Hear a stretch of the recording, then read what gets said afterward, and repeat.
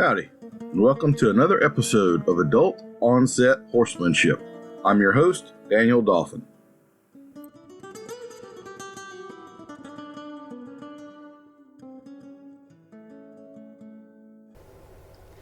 These words are from a few past bit course participants. Joyce writes, "For me, bits have been the most confusing part of having horses. You've made it very easy to understand. Not everyone is good at teaching, but you are. Thank you for sharing your knowledge. It definitely benefits the horse and rider relationship." Catherine writes, "You make the content very watchable. It could be very dry material otherwise, and I hadn't thought about this, but part of what might have been putting me off all these years is the thought that learning would be a bit of a drag. If learning is made interesting, any subject can be appealing. You have a God-given talent for this. I'm surprised you're not on TV." And Lauren says, "Finally, I have been looking for someone to explain bits in an easy to understand and concise way. This makes so much sense as to what the bit is doing when I am giving pressure with my reins. I feel like everything else I've watched made this so complicated, and I still never understood the mechanics." Would you consider yourself confident in your selection and usage of bits? Do you trust everything you've been told about bits and how they affect your horse? How's that social media research coming along? Well, I've got an offer for you to refuse. A large chunk of my career as a horseman has been dedicated to learning how and why bits function and sharing that knowledge with others. I want to help you and your horse, and I know that I can. If you'll allow me to guide you on this understanding, I make you 3 promises. This will be worth the time and money you put into it. This will not seem like a chore. I've taken a lot of pains to make the content easy to watch, funny, and engaging. And you'll never look at or ride a horse the same way again. We've just opened enrollment for our next masterclass of thebitcourse.com. Cohort Foxtrot will begin on January 9th. Do you want to supercharge your progress with your horse this year? Do you want to add a professional service and certification to your repertoire?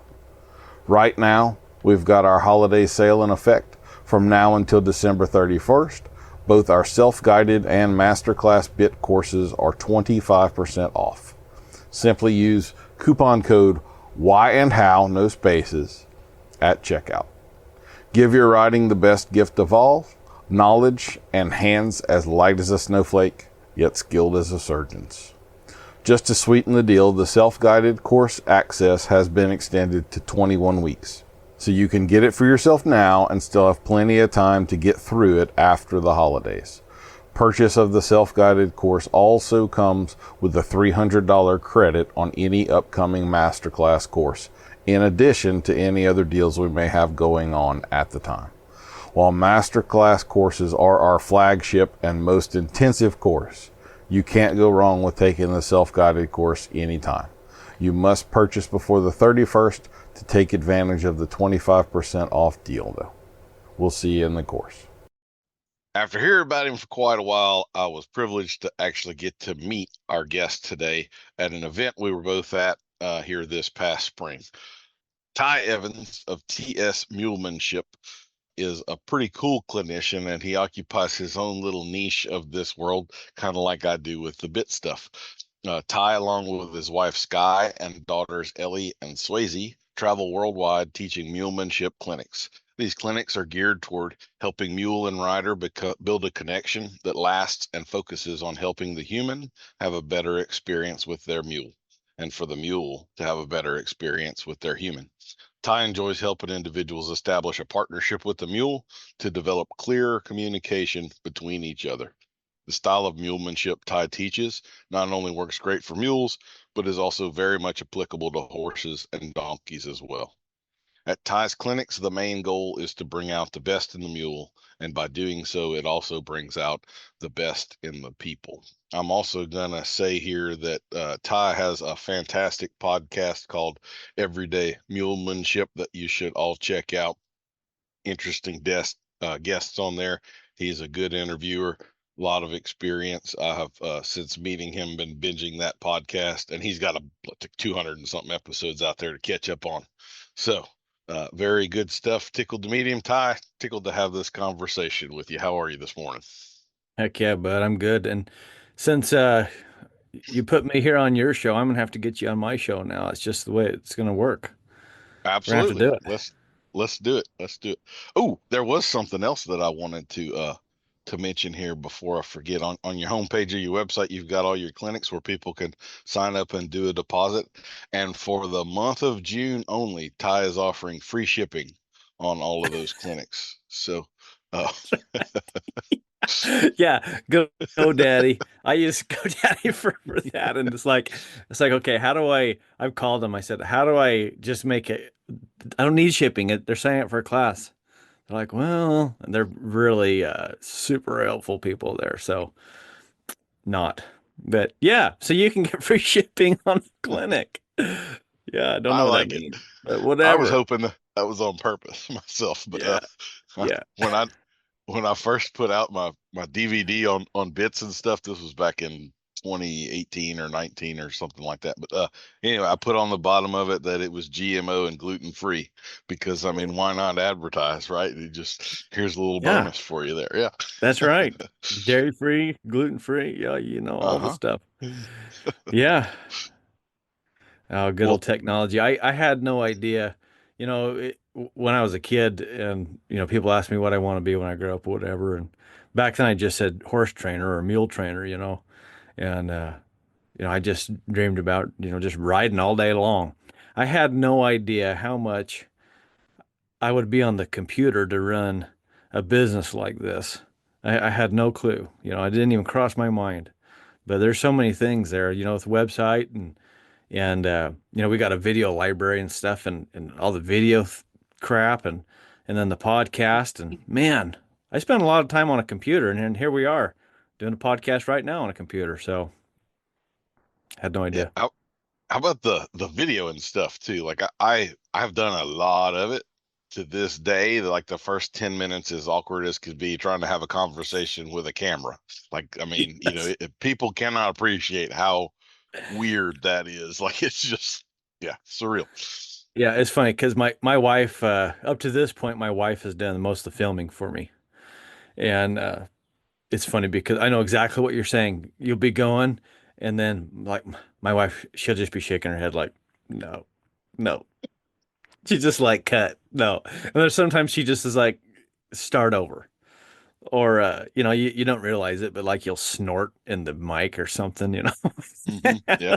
You spit. And she's like, don't do that in the microphone. Sorry, Oh, I'll do it yeah. again. I, I'm gonna do a t-shirt on this one day, but it's one of those truths that the Mhm. hardest part about being a good horsemanship clinician is good audio. That really Yeah. is like that's the most difficult part is good audio because yep, not something I anticipated. Yep. It's the same thing, well, even at a live clinic. I mean, you could be teaching something that's just gold, or at least you think is gold, right? And, you're on a roll, but, the speakers are bad, the audio's bad, people can't hear you, can't understand you, and it really doesn't matter what you say if they can't hear you. I have spent Hmm. a lot of money on a sound system and speakers, and then it took me a long time to find a really good mic that will have the coverage um, like of a 300-foot arena. It's like, all right, well, what if I get cleared down the other end? I bought so many different mics and they'd cut out, like 150 foot. And anyway, so yeah, all that stuff that, man, it just had nothing to do with saddling up a horse or a mule and going for a ride. Yeah, yeah, I had no idea that I was gonna be a audio expert and a, you know, editing expert. I'm not an expert. Hmm. I'll say that. I'm still not an expert. I shouldn't say that word. So, but you know what I mean. Yeah, yeah. Definitely not stuff you anticipate when you get Mhm. your ambition. All right. Well, we start everybody off with our icebreaker questions, and these are for points and prizes. So you want to be on your A game with this, Ty. Okay. If you were a Jedi, what percent chance is there that you would misuse the Force? 0. I'm pretty straight laced guy. My, I had a nickname when I was rodeoing. You'll think this is funny, but when I was rodeoing riding broncs, my buddies they called me the bishop because I was Oh, I they, can. they'd go out and party or whatever, and I'd be like, I'll have water. You ever seen 8 Seconds? Of course you've seen Uh-huh. 8 Second. When they Yep. go to the bar and Get a Lane Coke. Frost orders a Coke. Yeah, yeah, that's me. I believe you. Yep. I believe you are still fun to hang out with though. So Oh, uh, well, I can have fun. Yeah, I can have fun drinking water. But yeah, yeah, that's probably 0% chance of misusing it, I suppose. morning or evening? Oh, you should know this answer by now. Morning for sure. Mm, yeah. I love mornings. I get my best work done in the mornings. Uh, Evening rolls around and I don't know, I guess I probably get a little bit lazy, but I love a good morning. Good summer morning, especially up on the mountain, like on a pack trip or something. Oh man, those early mornings are just the best. I love them. So, morning all the way. How long do you dunk a cookie in milk? Oh, I probably 2 seconds. I can't, I don't want it to be soggy. I don't want it to, I don't want it to fall in the milk. And I'm an Oreo guy. Okay. So, All right. you got to be very strategic with those Oreos, because a little, Mm-hmm. little too long and they're gone. So, Mm-hmm. All right. This one involves a little math, so be on your feet. All right. If you were abducted by a group of mimes, what are the odds that they would do unspeakable things to you?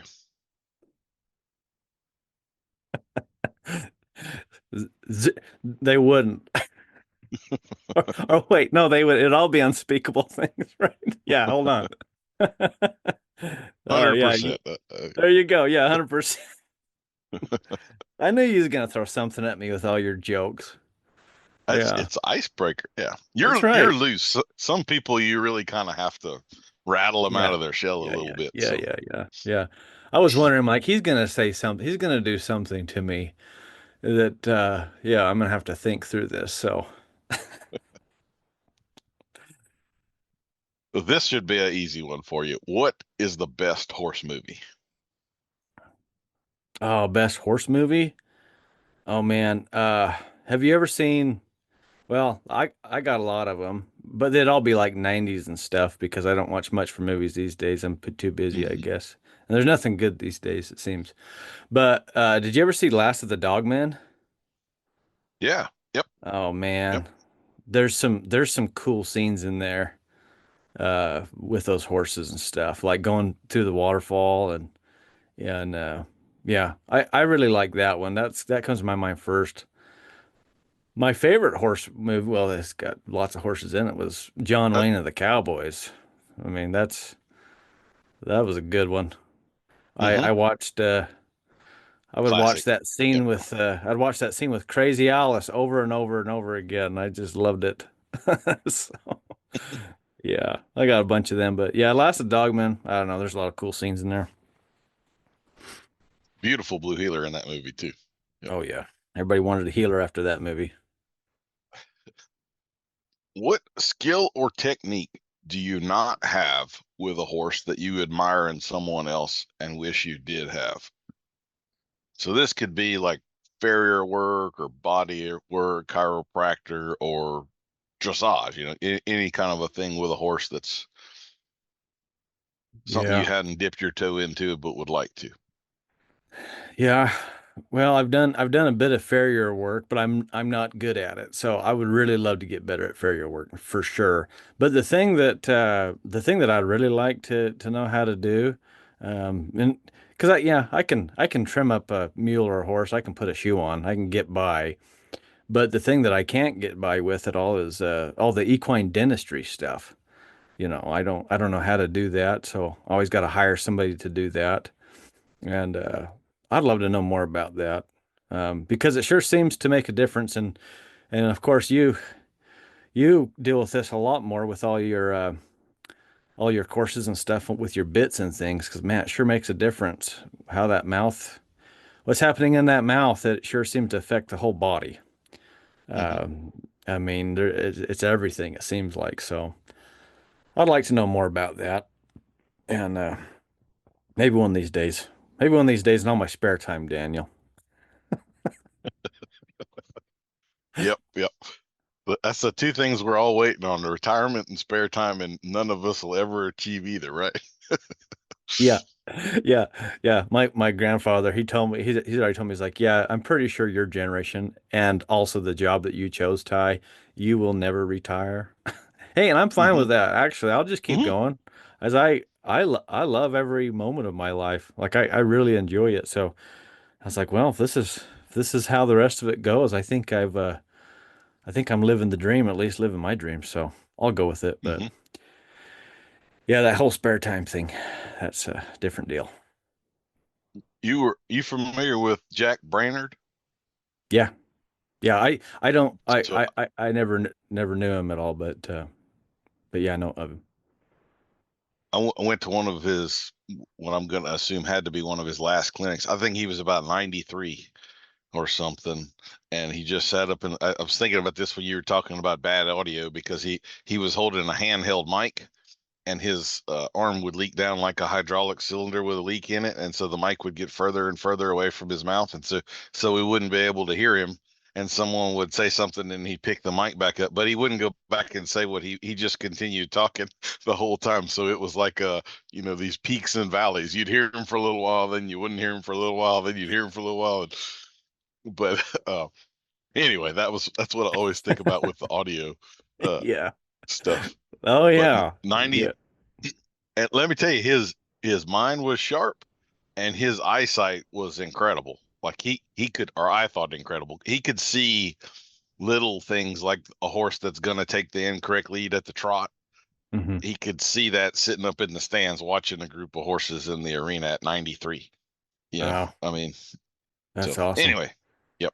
Who wants to retire when you can do that, right?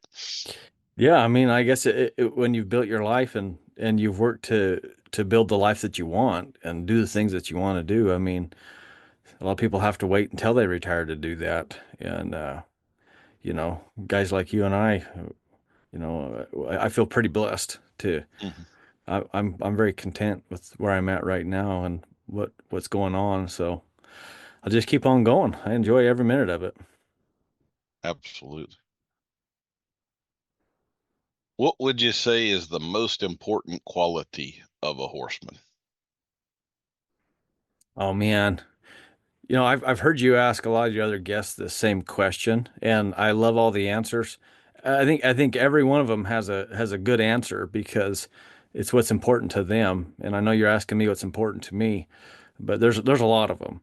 But I kind of suspected you might ask me this, and so I've actually thought about it a little bit, Daniel. And I think awareness and or you could use the word attention. Awareness and attention are probably up there at the top or towards the top for me because all the other things, we've all heard of, feel and timing and balance and so many different aspects of these things. But I feel like if without attention and without awareness, it's hard to recognize all those other things.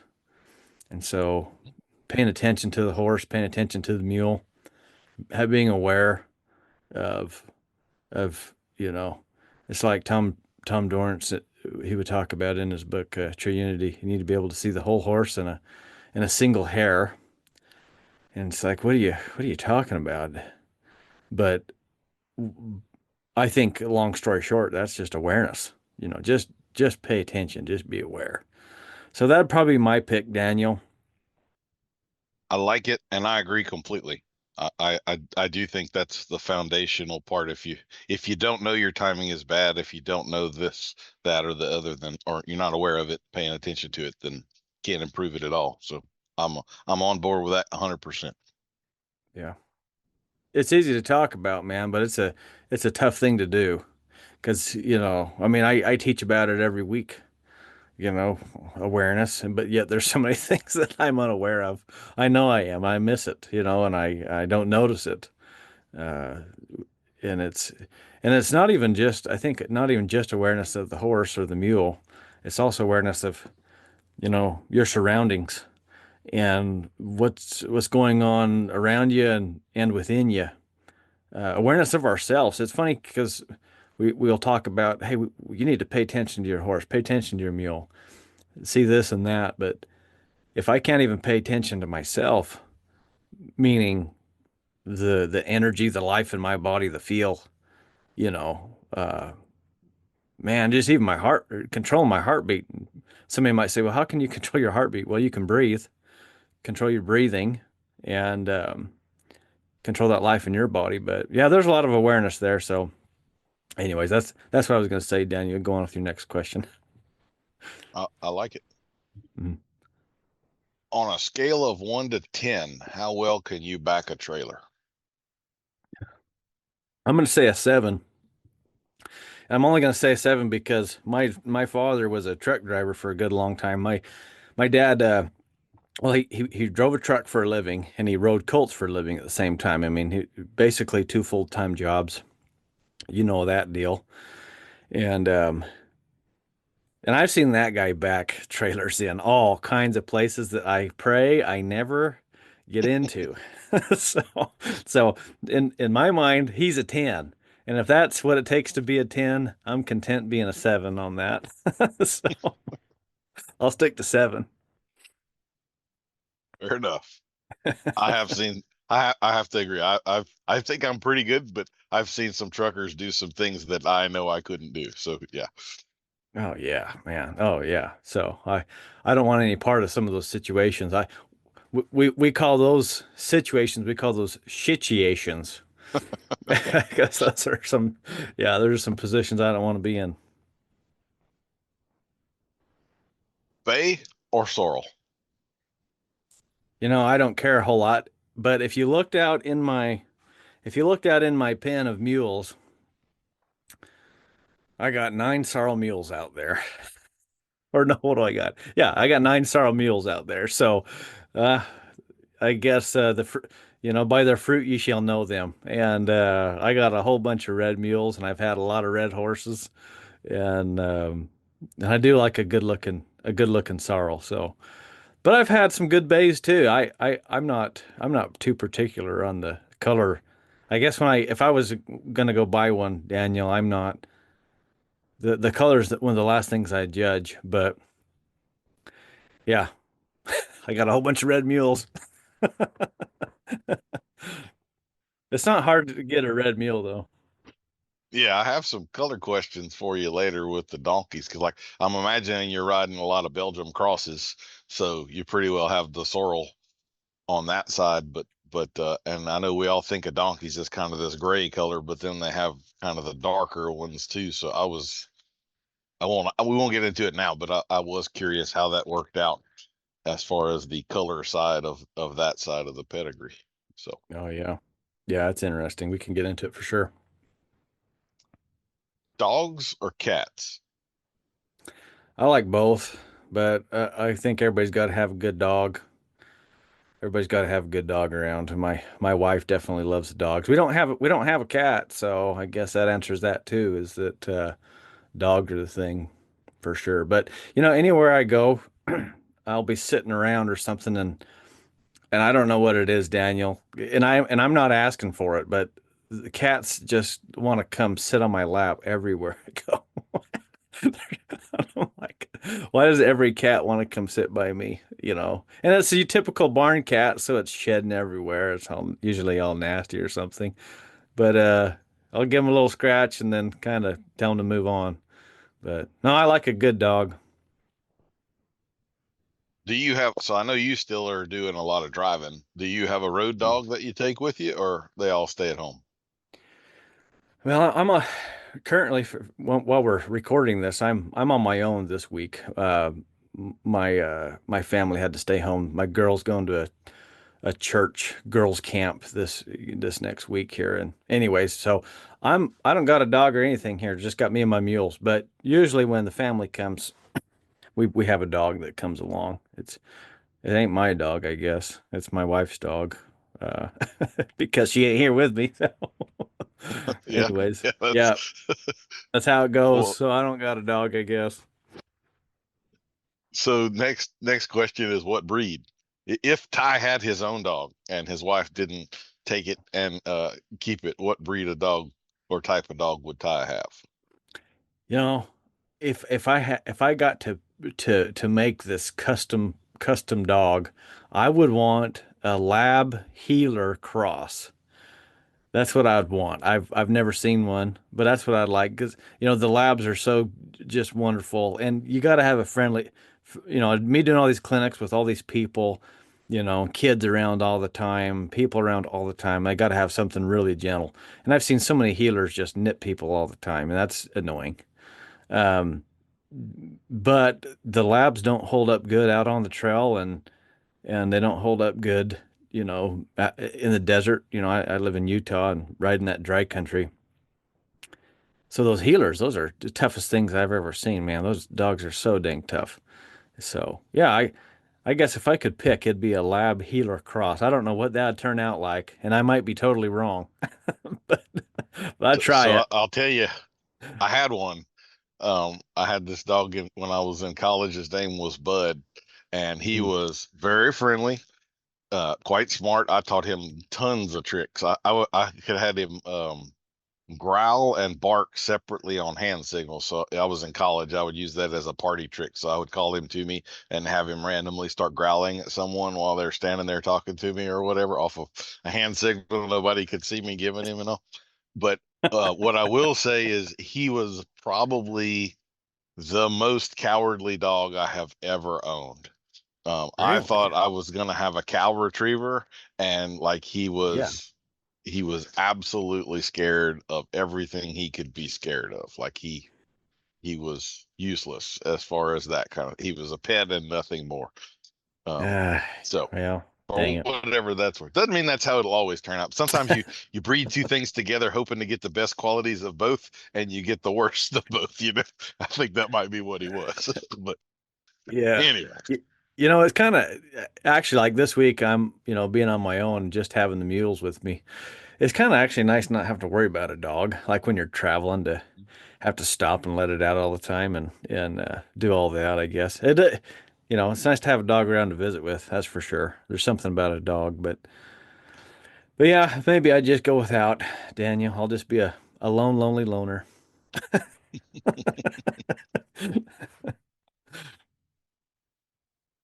does pineapple belong on pizza? I like pineapple and I like pizza, but I don't like them together. So yeah, I'm never gonna order pizza with pineapple on it. I'm not gonna order Hawaiian style, no way. But I eat lots of pineapple. In fact, I had a bite of pineapple this morning. So it's just not together. Just not together. Yep. So, what kind of pizza do you order? What's your preference there? Okay, my favorite pizza of all, and you'll respect this because you travel as much as I do, going everywhere. When you go to the Midwest and they have that gas station called Casey's. Well, when we were at Equifest, there were Casey's gas stations everywhere. I passed three of them to get to Equifest. Remember that? Hmm. And Casey's has sausage and egg breakfast pizza that is so dang good. And I'd never heard of that till I went. I was in Missouri, and one of my clinic hosts, she says, "Hey, we're gonna go get breakfast pizza. You want some?" I'm like, "Breakfast pizza? No, that's not, eggs on pizza? No way." She's like, "Yeah, whatever." Anyways, so she brought back one. I was like, "Well, I'm not too shy to try. I'll try it." And oh my gosh, that was a good pizza. So that's probably my favorite pizza, breakfast pizza. But besides that, I'm pretty boring, Daniel. Pepperoni. Favorite pizza is just pepperoni. Just pretty boring. That's what I'm gonna go with. So speaking of Equifest and all of that, um, we were all well. I don't know where you were, but the rest of us were all at a single hotel you may have been there in your living quarters trailer or something, because yeah, you drove out of there and went to another event. But so Tick Maynard had rented a car, and he had Nick, his pen wrangler, with him, and then there was Aoife, the health guy, and I. And so Tick was driving us back and forth from the hotel to the event, which was like 10 miles or something. We weren't right there next to it. And they started talking the first morning as we're driving there about fencing, sword fighting. It turns out all three of them have experience fencing. I am sitting in a car in which I am the least deadly man. And that is not a good feeling. That's not something I'm used to. It was strange. Like it was a surreal kind of moment. Like if we got in a sword fight, all three of these guys would toy with me and then kill me easily. Like that's just so that's my strongest Equifest memory right there with that realization.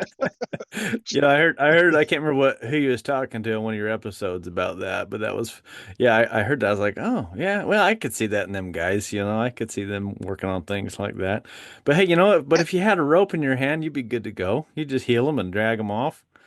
It'd Yeah, work out yeah.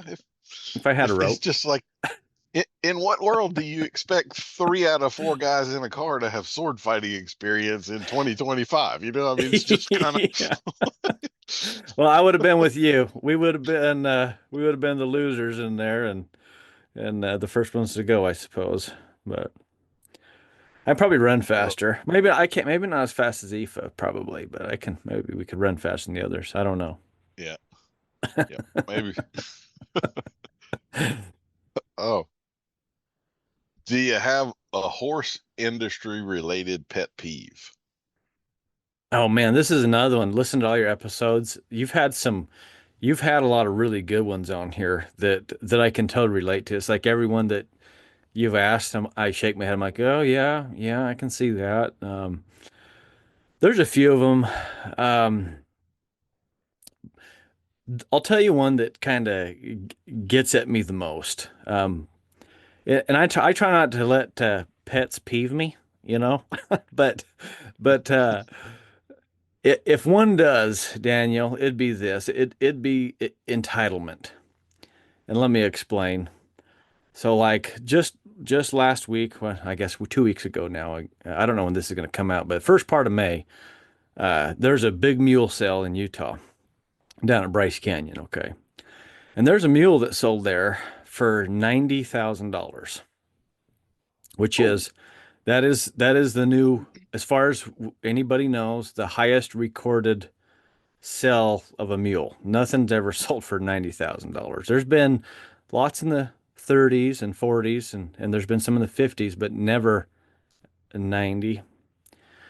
But I'll tell you, it's not the prices that get me at all. I think that's great for the industry, good for them, and good for the people that can afford that. I mean, they're living the American dream.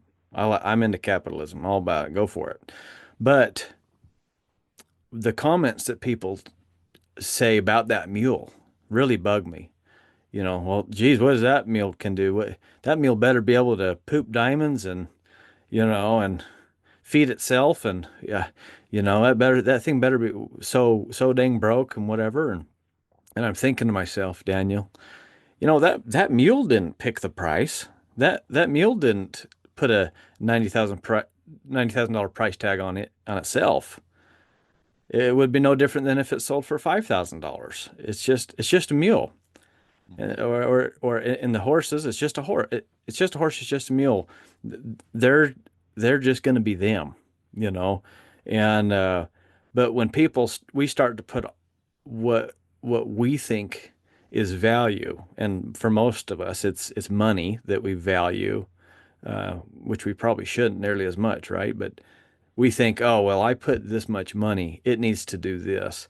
But that's just not the way livestock of any kind, of, horses, mules, cattle, sheep, it doesn't work like that. It just doesn't work like that. There's no entitlement there. So I tell folks all the time, it doesn't matter how much you spent on that mule.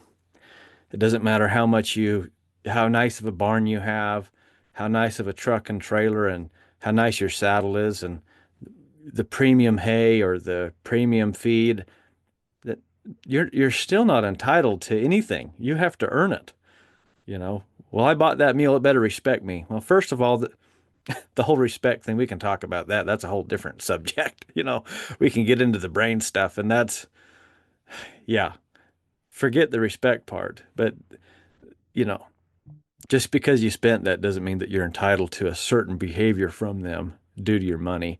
So I guess that's a recent one. Daniel, you've had some great ones mentioned on your show. The other one used to be, and it doesn't bug me as much anymore because I don't hear it as much anymore. But when I was training for the public, it was the 30 day, the 30 day, you know, how much you charge for 30 days, you know, and what can you get done in 30 days? And you know, the truth, not a lot. You know, I just can't get a lot done. You know, it's just me. You know, I used to think I could, but now I just realize I can't. And so the 30 days, that used to be it. But now I'd say entitlement, Daniel. That'd be the top one. Yeah. They really ought to ask the question of on the 30-day thing of, in 30 days, how quickly can I undo all of the things that you're gonna do? Because the answer is about 7 seconds. Now, if I ride them for 3 years, then it's probably going to take you like a month to undo all of the things that I do. So that time period of how long it takes to undo it, that's really the part you're paying for, right? That's the important thing. Yes, I've With never thought about that. That's a great point right there. It's like, okay, well, let's talk about how long it's going to take you to screw this up. That's awesome. the, so I'll say this too on your entitlement deal there. The realities, just for those of you out there listening to this that may not have ever been in the high performance end of the horse business, the more money you pay for a horse, the less likely it is that the owner can or will ever ride that horse. Generally speaking, when you're looking at the $500,000 stuff, that's trainer only. It's like buying a Formula One race car driver and hiring someone else to drive the car. You don't climb in that thing because you're going to go kill yourself in 30 seconds. So it's really kind of rare. Like if you have an owner that's riding those kind of horses, they're not an average owner. They themselves are actually a pretty high level, non-pro Yeah. who is yeah. So if people don't realize that, that's the reality of that situation. The very best horses I've ever ridden, the owner never rode. So Yeah, um, that's a great point. I don't that's a great point. But I don't see that a lot in the mule world right now, you know, with mule stuff. It's still usually um I guess if you had to put it in just a category, the multitude of mule riders are trail riders.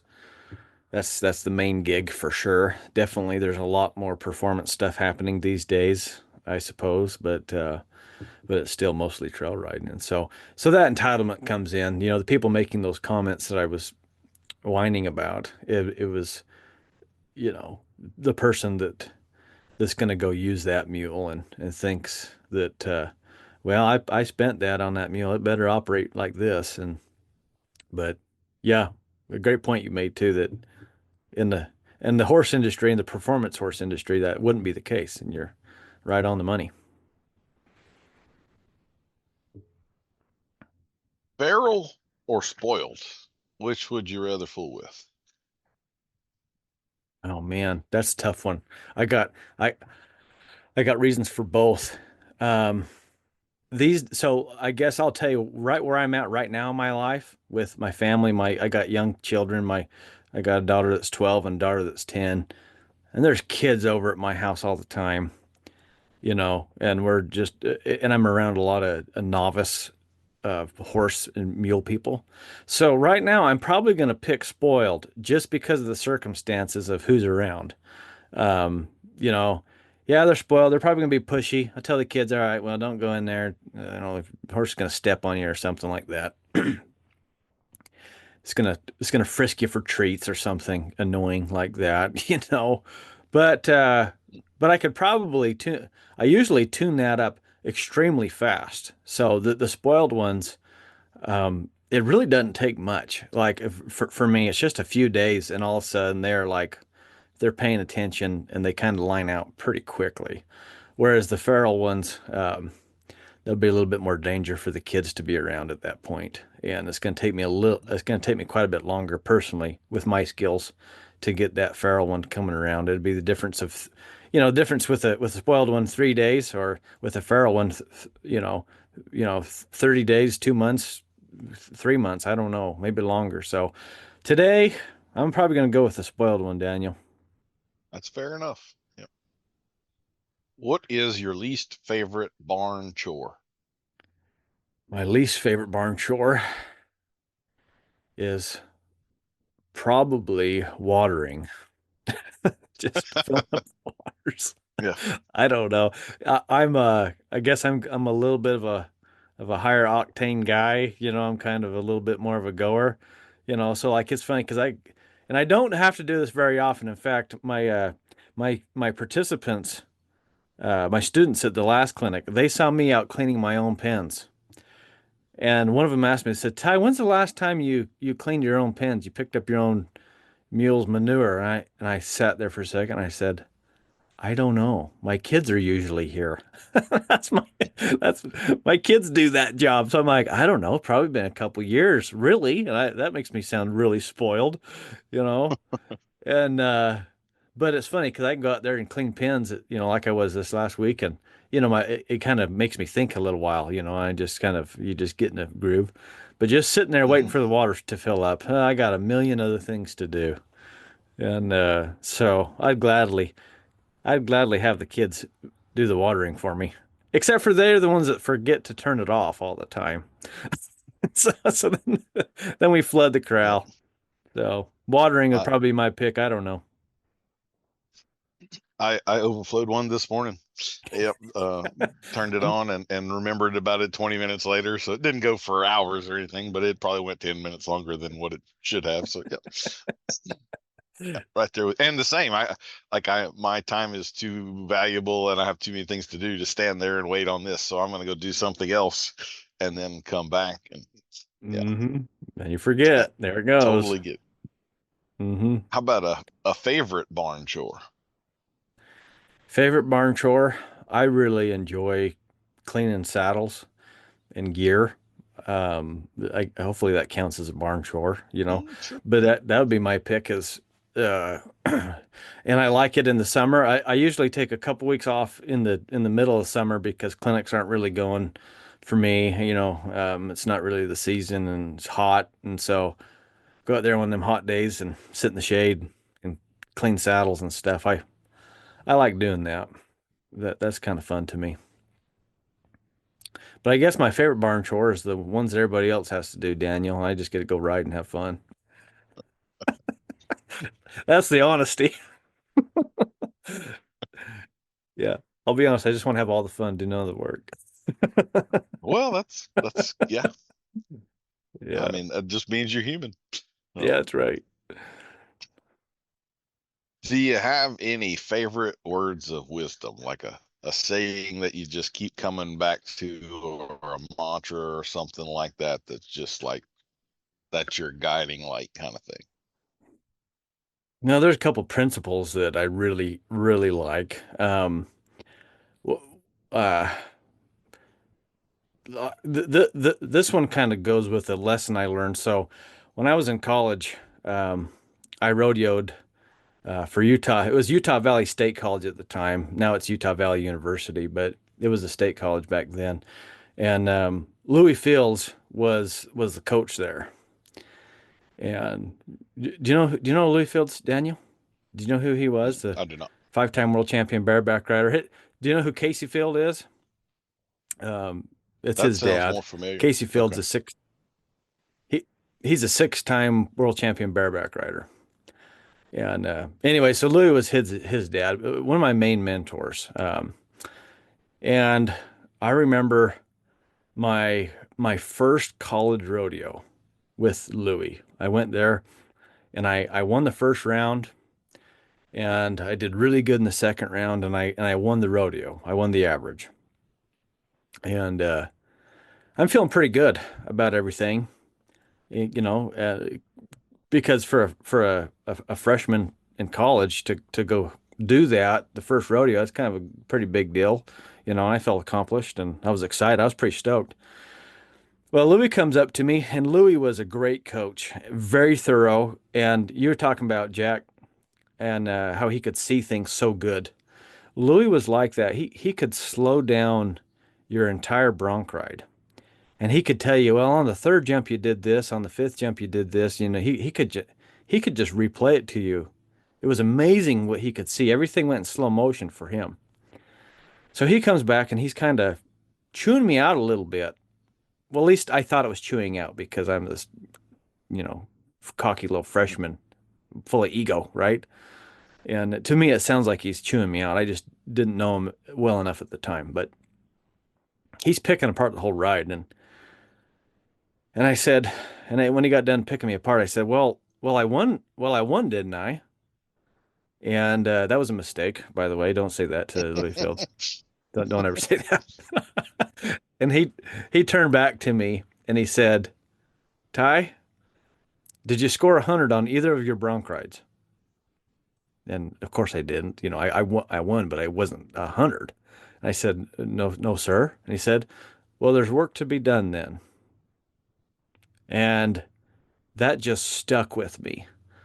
And as I got to know Louis, I realized he wasn't a perfectionist, but he was pretty dang close to it, of always trying to be better in whatever he did. And it was fun being around him because he was just a betterist. Everything like, well, can we do that better? Let's try it. Can we do this better? Let's try it. And that stuck with me. And so pretty much after every clinic I do, after every ride I have, and it's not like super conscious, I should say, but it's definitely a thought. I always think about what could I do better here?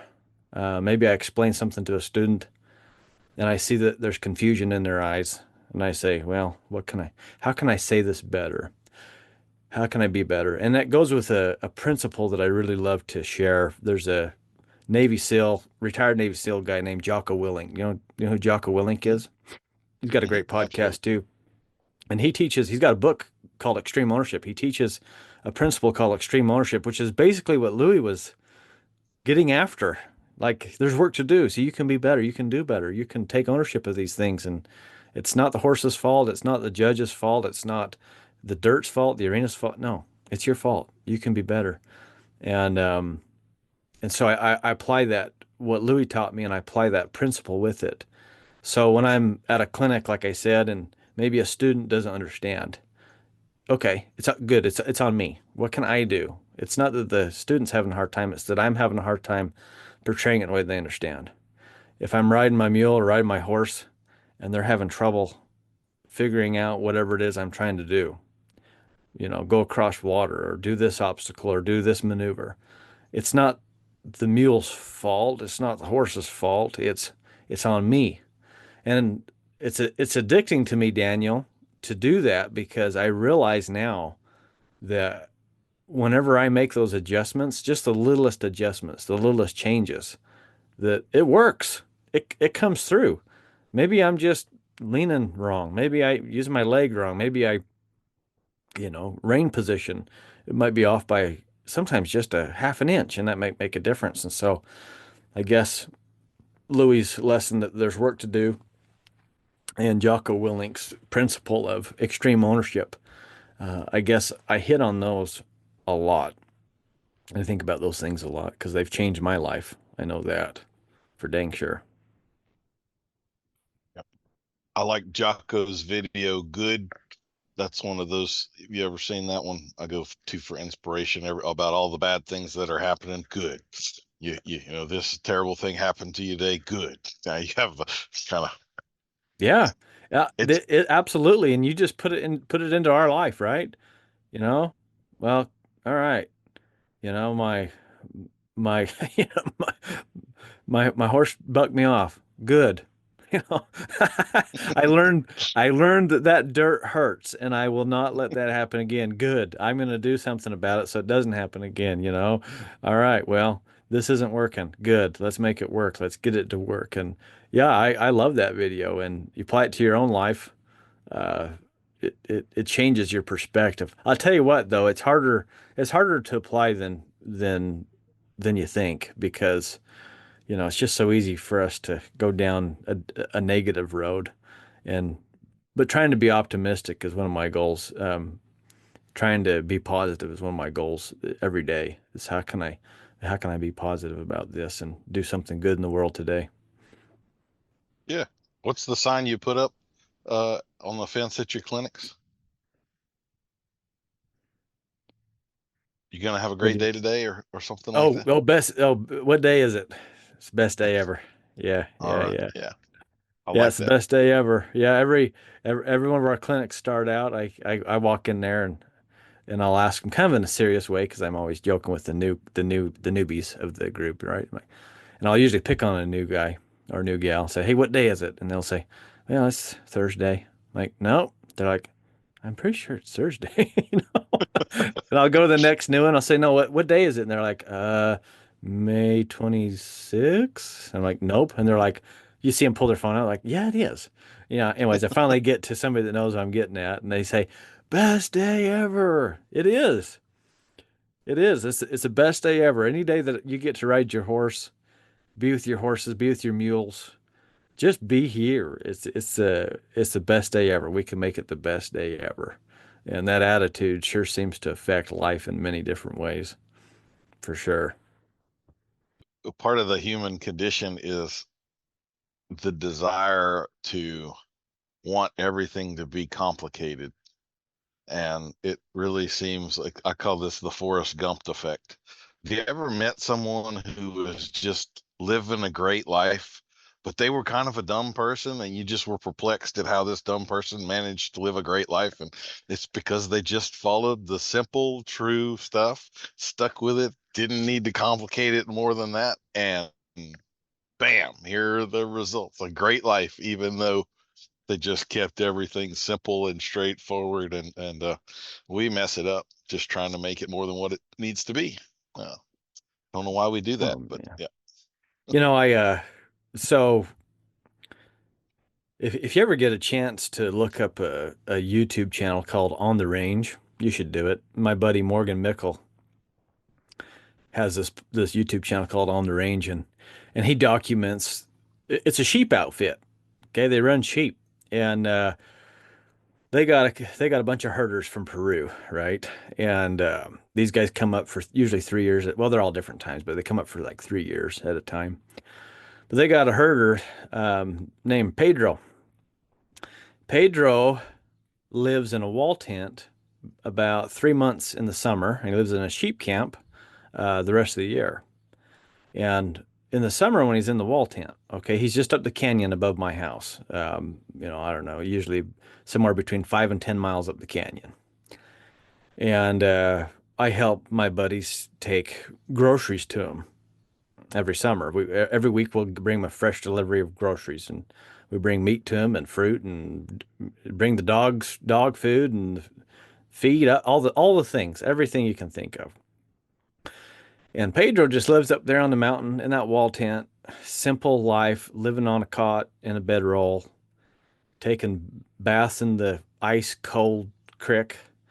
And, he's one of the happiest fellas you ever meet. He's just a happy guy. He just is just so much joy. And I think, man, to me, it'd be tough being him. He's away from his family because he's married. He's got kids, and, he left his family for all this time to come make money here in the US and then go back to Peru.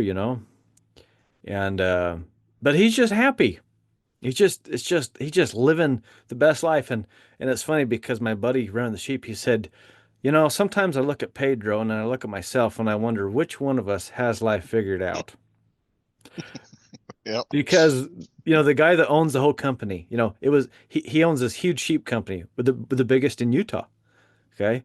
And it was his goal to do this for his business because he wanted to have this lifestyle of raising livestock, being in the mountains, being on the deserts. He wanted to have this, but yet he's the one running around all the time, and he's now delivering groceries to Pedro, who's living on the mountain, riding a horse all day, running cow dog or sheep dogs all day. Who has what figured out, right? Yep. So The world will tell you that Pedro's being exploited, though, but Pedro knows exactly what he's doing, right? Pedro loves everything about what he does. He just loves it, and it's amazing the life that he lives. And yeah, we can learn a lesson from Pedro. But if anybody wants to go on there, old Morgan has he's documented and interviewed a lot of his herders and stuff, and they talk about their life and what it's like, and very, very interesting channel. I have to say, yeah, you have to be a lifelong optimist in order to successfully deal with sheep. In my limited experience with sheep, at least I know it's different where y'all are because it's so dry, but where we are, the parasite problem is explosive, and sheep are basically born looking for a way to die. Like it Yeah. is. I had a good friend that went to work on her master's project, which dealt with sheep, and they were, I forget exactly what her project was. That's been 30 years ago, but um, she had to slaughter them at the end and then do a carcass evaluation. And in order to have a guaranteed like 75 head to slaughter at the end, she had to start with almost 200. Oh, geez. That's Yeah, how that's bad rough. it is. So you're like, man, like that's a downhill. It's like Yeah. trying to keep water in a bucket that's got four holes in the bottom is what managing sheep is like. So Oh at man, least that's around here, tough. like, yeah. Well, out here, we got the steep high mountain country, and the sheep do so good up in that mountain country. Um, so it's definitely good for them. And then there's a lot of places in these canyons and stuff that's just too tight and too challenging to get a lot of cattle. There's definitely places that run cattle like that, but it's the sheep do pretty well. So yeah, it just kind of depends. It's a different stockmanship game though. I have spent most of my life working with cattle, so I don't have the sheep experience.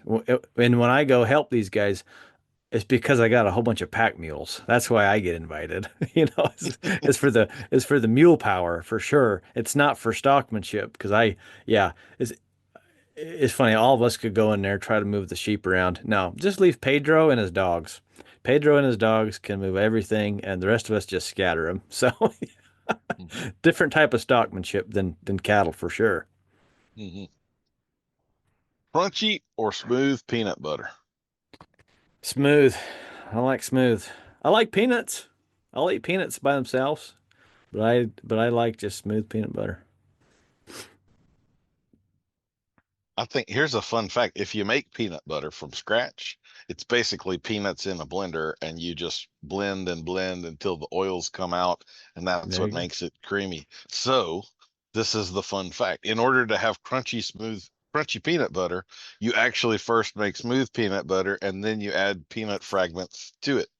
So there really is nothing, there's no such thing as smooth peanut or crunchy peanut butter because it's really smooth peanut butter with an Peanuts, huh? add-on. How about that? Yeah. Hey, learn something every day, Daniel. That's a fact I needed to know. Hey, while I brought that up, you've heard the saying, if life gives you lemons, make lemonade, right? Yeah, Did you know that, like your mules, lemons are hybrids that do not actually exist unless man gets involved and creates them? I had no idea Lemons that. do not exist in the wild. And so life never gave you lemons. You made that crap all by yourself. That's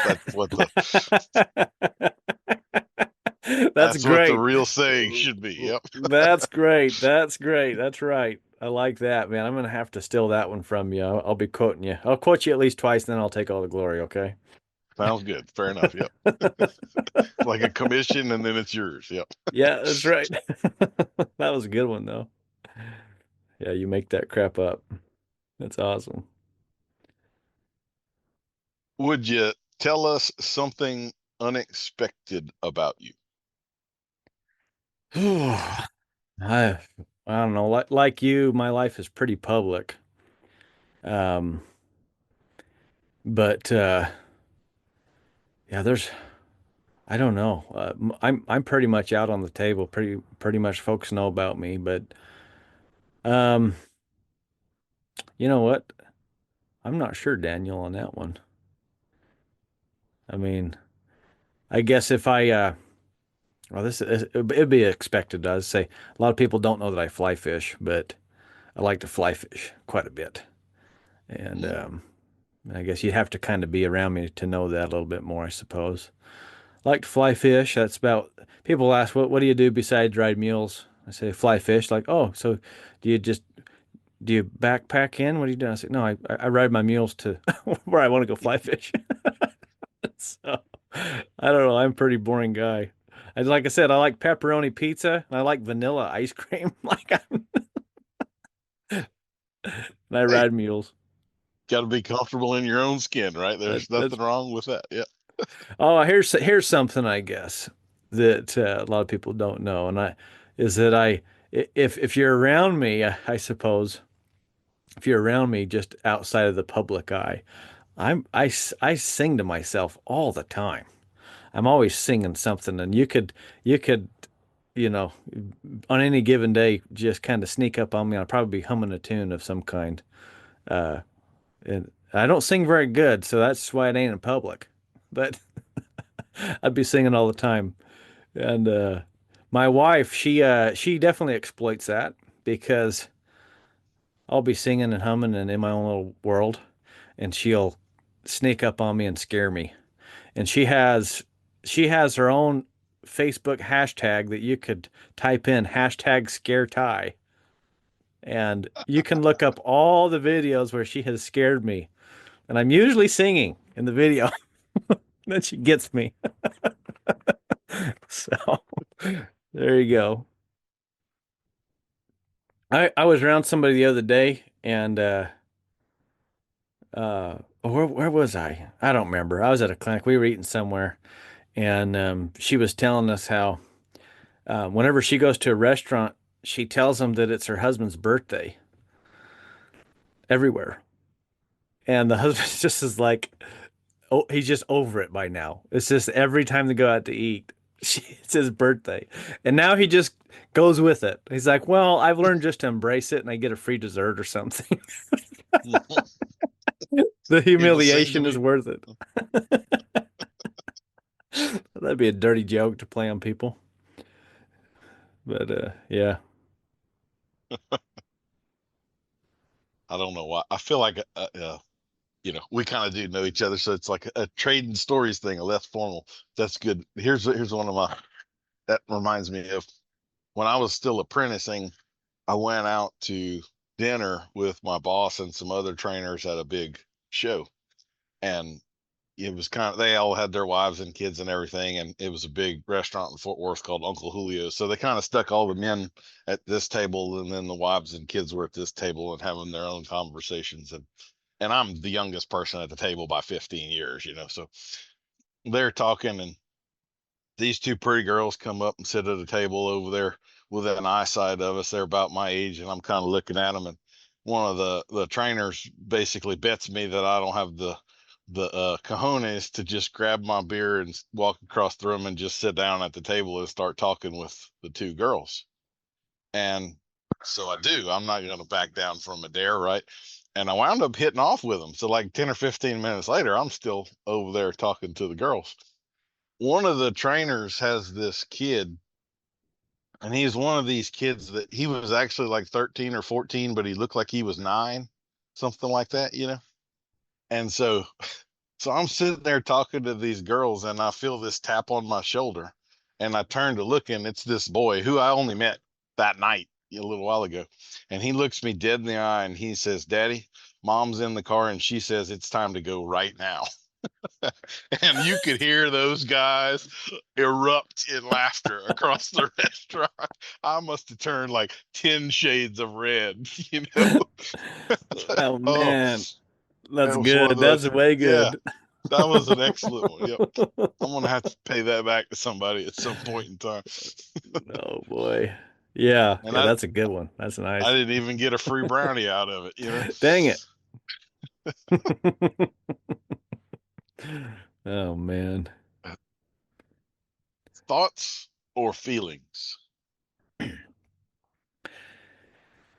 Well, I suppose I think I probably think too much. I probably think things through too much.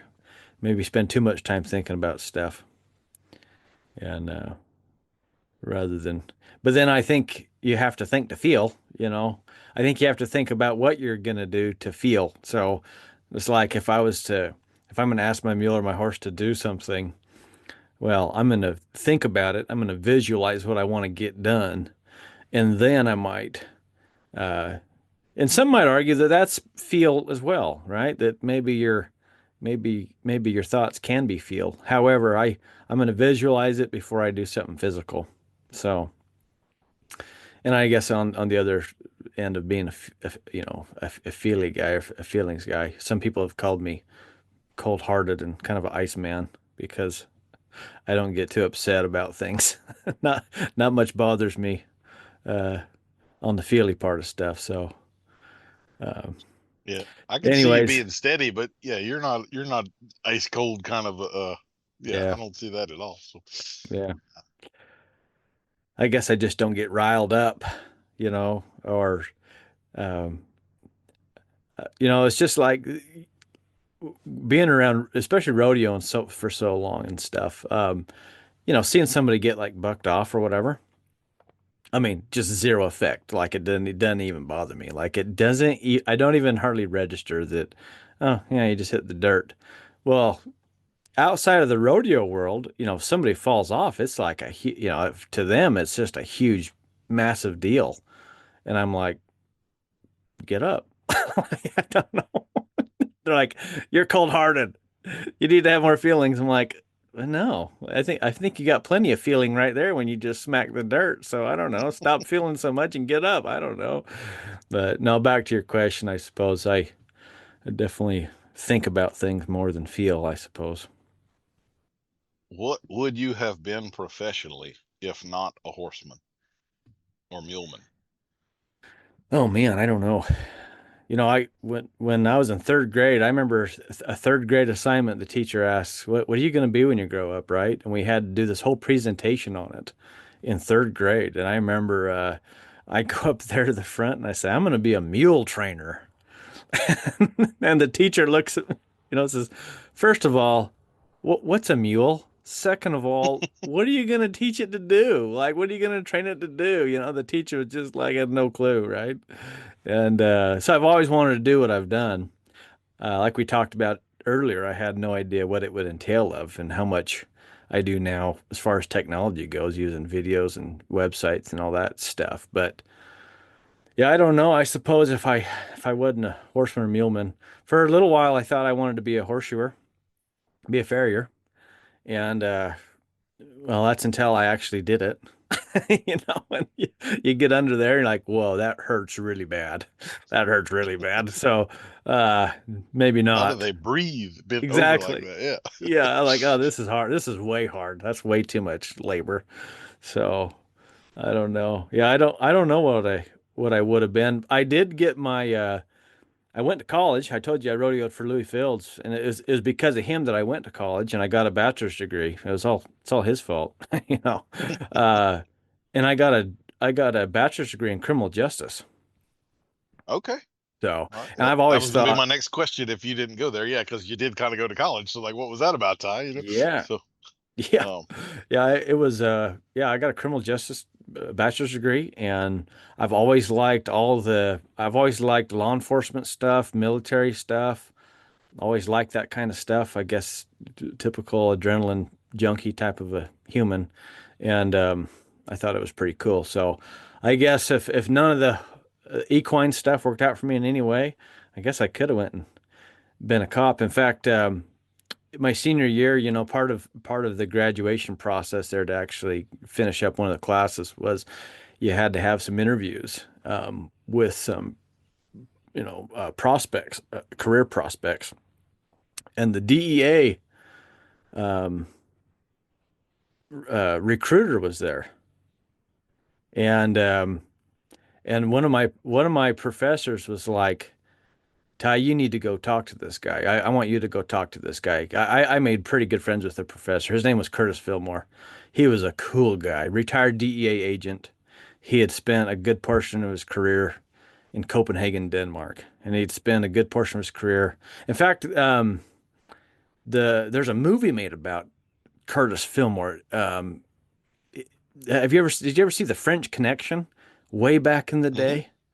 Yeah, yeah. hmm So Curtis Fillmore was the DEA agent that was on that case that arrested the Frenchman. Okay. Okay. So this guy's he's a cool dude, okay? And anyways, I hit it off with him. I loved his class. He was my favorite professor. And so he got me lined up with this recruiter, right? And so I'm in there visiting with them and the guy's like, "All right, well, let's get you into some testing to get you into training." And I'm like, "Whoa, whoa, whoa, whoa, whoa, hold on. This is all fun and all, but I'm just trying to pass this class here." Like he's like, "What do you mean?" I'm like, "No, I ride mules. I mean, I was riding mules for a living there by the end of my college, I mean, I'm riding horses full time, Hmm. and he's like, what are you doing?" I'm like, "No, I'm gonna ride. I ride for a living." He's like, "What are you doing in here?" I'm like, "I don't know. I'm just trying to pass the class." Like, and you could see the guy, he was just so irritated with me, this stupid hick, you know. "All right, you dumb cowboy, get out of my office," type of thing, but I suppose if it didn't work out for me, Daniel, I could have at least went into training for the DEA, and I don't think that would fit me at all, but I it might have been I fun for agree. a I minute. I was laughing as soon as you said that because I'm like of all the people I know, Ty Evans might be the one that a drug dealer would look at from like 5 miles away and go, "That's a cop." You know, Yep. like there's no way you're passing for some Yeah. scumbag, and I'm gonna buy 10 keys of coke off of you. Like Yeah. there's no way that you pass the sniff test of what they're looking for there. I'm You know, sorry. So I know. I think it was funny because so I told you about the professor Curtis Fillmore. He and I hit it off right off the bat. Um, he calls me up. So the first day of class, we walk in there, and he has three huge tables covered with every drug that is known to man, all drugs that you could ever imagine. And he said, "Okay, class, your first assignment is to label these drugs." And I go up there and I see one that kind of looks like alfalfa. Hey, I'm like, "Well, that's probably marijuana." That's the only one I got right out of like 40 different types of drugs. I only got one of them correct. And he calls me up and he's like, you know, usually when you fail an assignment, this is a bad thing. In your case, I'm very proud of you. You don't know what it is. I couldn't. So I still got an A on that assignment by default. yeah, So yeah, you're I have right. you talk about awareness. I had a roommate in college, and we were pretty good friends before, and I knew he smoked some stuff and all of that, and I had never been around any of that. And when we became roommates, like I had an eye-opening world that I didn't know existed before me here. I had no idea how many people were actually involved in that and how readily they could get it and stuff. And Yeah. he was flippant with it. We actually got a pretty big fight. He had some acid that he had on Altoids, and he had them in the little Altoids tin, and he left that out on our coffee table. And like I saw it, and like 3 days later, he looks at it and he goes, "Oh, that's where that is," and he picks it up and he tells me what it is, and I'm like, "Man, anybody that walked in here could have reached down and said, 'Oh, look, a peppermint,' and popped that in their mouth, and they're about to see dragons for 18 hours. Like, you can't just leave that laying out here in the free world where, I mean, like, can you imagine?" But Yeah. it didn't bother him at all. But yeah, I'm with you. I would have gotten the oregano, and that's about it. So, Yeah. uh, are you decisive or indecisive? Decisive, and then I regret it. and I, and I go back and I think about it again, and I make another choice sometimes. But I don't know. You just have to decide. You got to make a choice. You got to make a choice, and then those choices lead to the next thing. So I guess I'm mostly decisive, but my wife might say I'm indecisive because of it, because I'll regret my decision pretty quick and go, well, wait a minute, but maybe if I would have just thought about it first, it would have been easier." So I'm gonna go with decisive for the most part, which makes me indecisive. I love that question on all your podcasts. It's like, I don't know. Who knows? It's been a little surprising to me which questions yield fruit that I might not have thought, but that's one of them. Yeah. Mm-hmm. That's a good one. Do you have a favorite piece of tack or horse related tool? Yeah, I do. I like a highline. If I whenever I tell people, I'm like, when they're getting in, like somebody that's brand new getting into equine, and they don't know anything, they're always surprised to hear me say that. Like, get a highline. A highline is a great tool. You know, there's so many little habits that come from horses and mules being tied up hard to a hitch rail or to the trailer or whatever, different things. But those highlines teach them so much, you know, and they're pretty historic. You know, they've been around a long, long time. You know, and them old vaqueros on the West Coast, they had stuff figured out, and they'd use those trees. I can't remember what the name of the trees are, but the trees, the branches come out real straight for a long time, and they tie up to those long branches like that, which is basically just like a high line. You know, they tied all their colts up like that. You know, and those horses walk forward. You know, their lead or their rope picks up on them, tips their nose around, and they'll roll their hinds through, and then they walk forward again. And shoot, I've watched young horses and mules sit on my high line, and they'll do exactly that. And it's like you're rolling the hinds, and they're learning how to follow a lead before you've ever even taught them anything. You know, so high line's my top tool that I love because that begins before I ever put a snaffle bit on them. I guess the only thing that comes before that would be just a good halter, a good rope halter, I suppose, or whatever. But yeah, Highline's my top one. I like that. Nobody has given that answer yet. And I also like highlines. I have a video on YouTube on how to tie a highline and all of that stuff. It is a good tool for sure. I love those things that get stuff done safely and unproblematically without me having to be involved in them like that. Yeah, You know, that exactly. I can You go can be ride another riding, horse or whatever. Yeah. you can be out there riding and you could have, you know, 4 or 5 of your horses out there tied to it. And rather than just sitting there at a hitch rail where they sit there and either learn how to paw or learn how to shake their head or hang back or just shut off. A lot of them just shut off at the hitch rail, you know. They just shut down and like glaze over. At the Highline, it seems like you know, if I'm planning to ride those, I would want them to be on a Highline versus a hitch rail because it keeps them like mentally stimulated and they stay kind of awake and alive versus just shut off.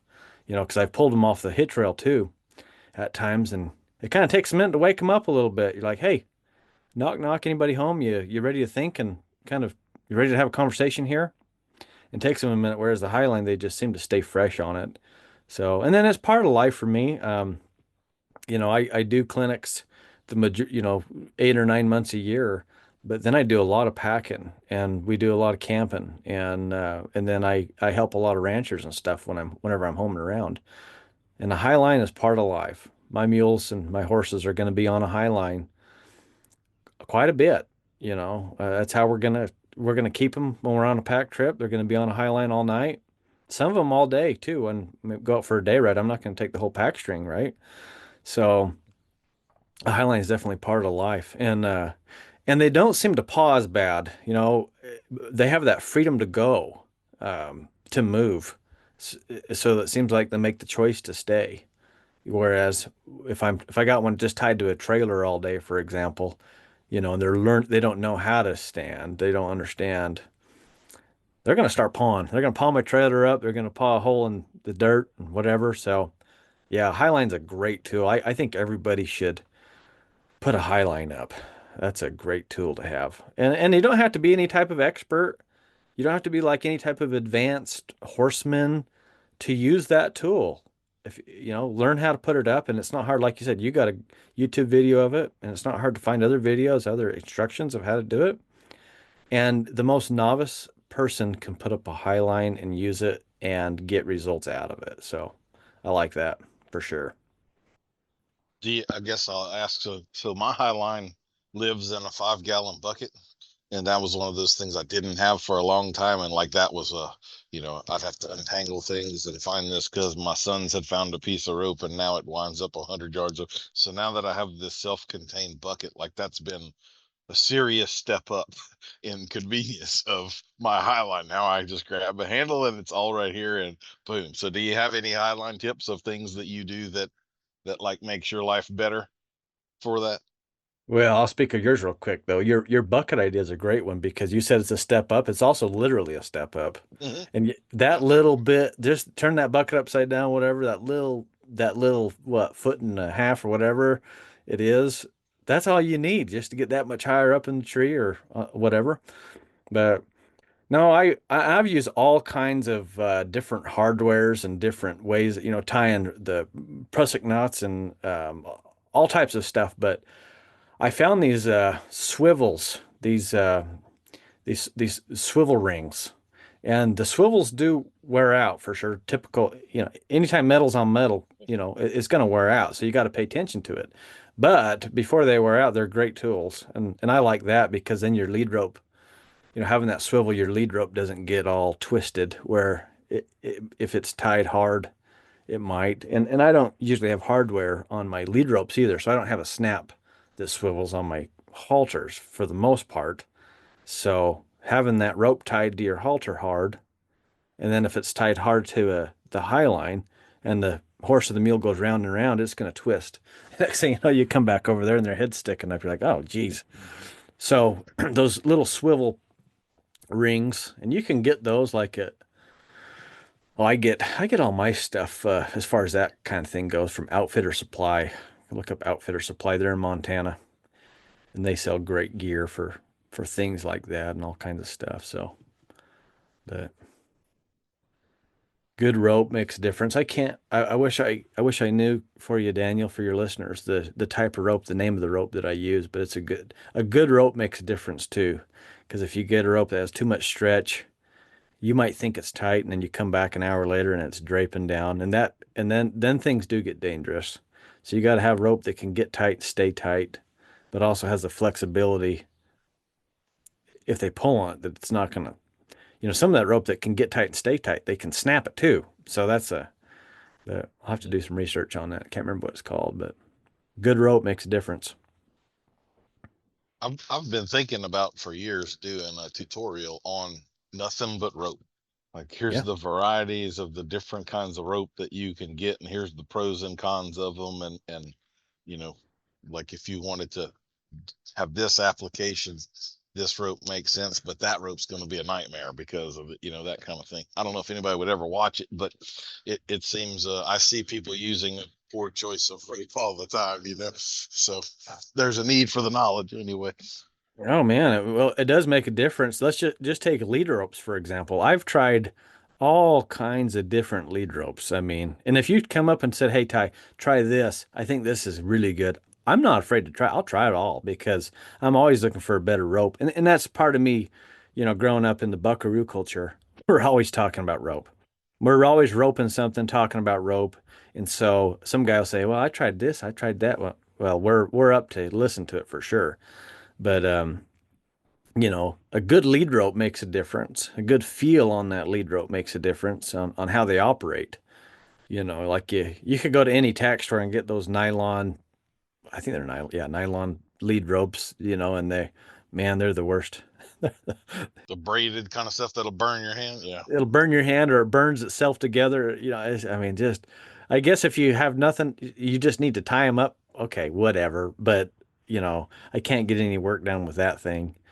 For sure. And I can go down rabbit hole of ropes, Daniel, when it comes to roping ropes, lariats. I mean, oh boy, we can talk about the lengths and all the sizes and everything. And you get hanging out with a bunch of buckaroos and man, they're talking about, well, if you're going to do this shot, use this rope. If you're going to do that shot, use this rope. And it can get way too serious. Yeah. A 3/8 scant and a 3/8 full. Well, I mean, they're both 3/8. Yeah. What the heck Yes. can be the difference there? I wasn't talking about that kind of rope. That's a whole Oh different, yeah. much Oh yeah. larger topic. But yeah, Oh boy. uh, Yeah, you could go down quite the rabbit hole there, man. For sure. Cold showers or cold food forever? Which would you pick? And I feel like we need to give a shout out here to Pedro for picking both. But which would you Yeah, pick, Ty? yeah. El Pedro has to have both all the time. No, cold showers. I take a cold shower usually about 5 days a week. Anyways, so I'm already used to that, and I like good food. So warm food. So, yeah, I'm gonna go with cold showers. That's kind of an easy one for me. I'm right there with you. I've been doing the cold shower thing for years. Yeah. Are your hands or your legs better? So Yeah, this is probably. in result. This is referring to as a horseman riding, not like whether you'd be a hand model versus a leg model or something like that. You know. Yeah, that's a different subject there. Uh, I probably better with my hands, just, more thought to your hands, I guess. Trying to pay more attention to my legs all the time. That's just one of those things, like adjusting the feel, adjusting the pressure of using your legs and when and where, the timing and the how. That just costs me more brain power than my hands do at this point in my riding career. So yeah, I'd say I'm better with my hands today, but I'm trying to catch up with my legs. Left lead or right lead? Man, I can get that left lead all the time. I must be doing something. I must be getting something right on that left lead, because the right seems to be the one I always work at all the time. It's more challenging for me. So I have to be way more conscious to correctly, when I'm working with them babies and the youngsters, to correctly set them up for that and execute that. Whereas the left just happens. I'm like, I don't know. Whatever I'm doing over there seems to work. I just got to figure out what that is. So that's kind of a constant for me. Back to awareness, right? Yeah. Awareness. Yeah. It's like, what am I doing? How come it's so easy over here, but it's not over there? What am I doing? It's extreme ownership. It's on me. It's clearly something I'm doing, whether how I'm leaning or whatever. Whatever it is. Um, and there's something interesting. The one thing that I have become aware of is that uh, I was in a pretty good wreck. I had a horse flip over on me, and I busted up my left femur really bad, and I got kicked in the head and stuff. And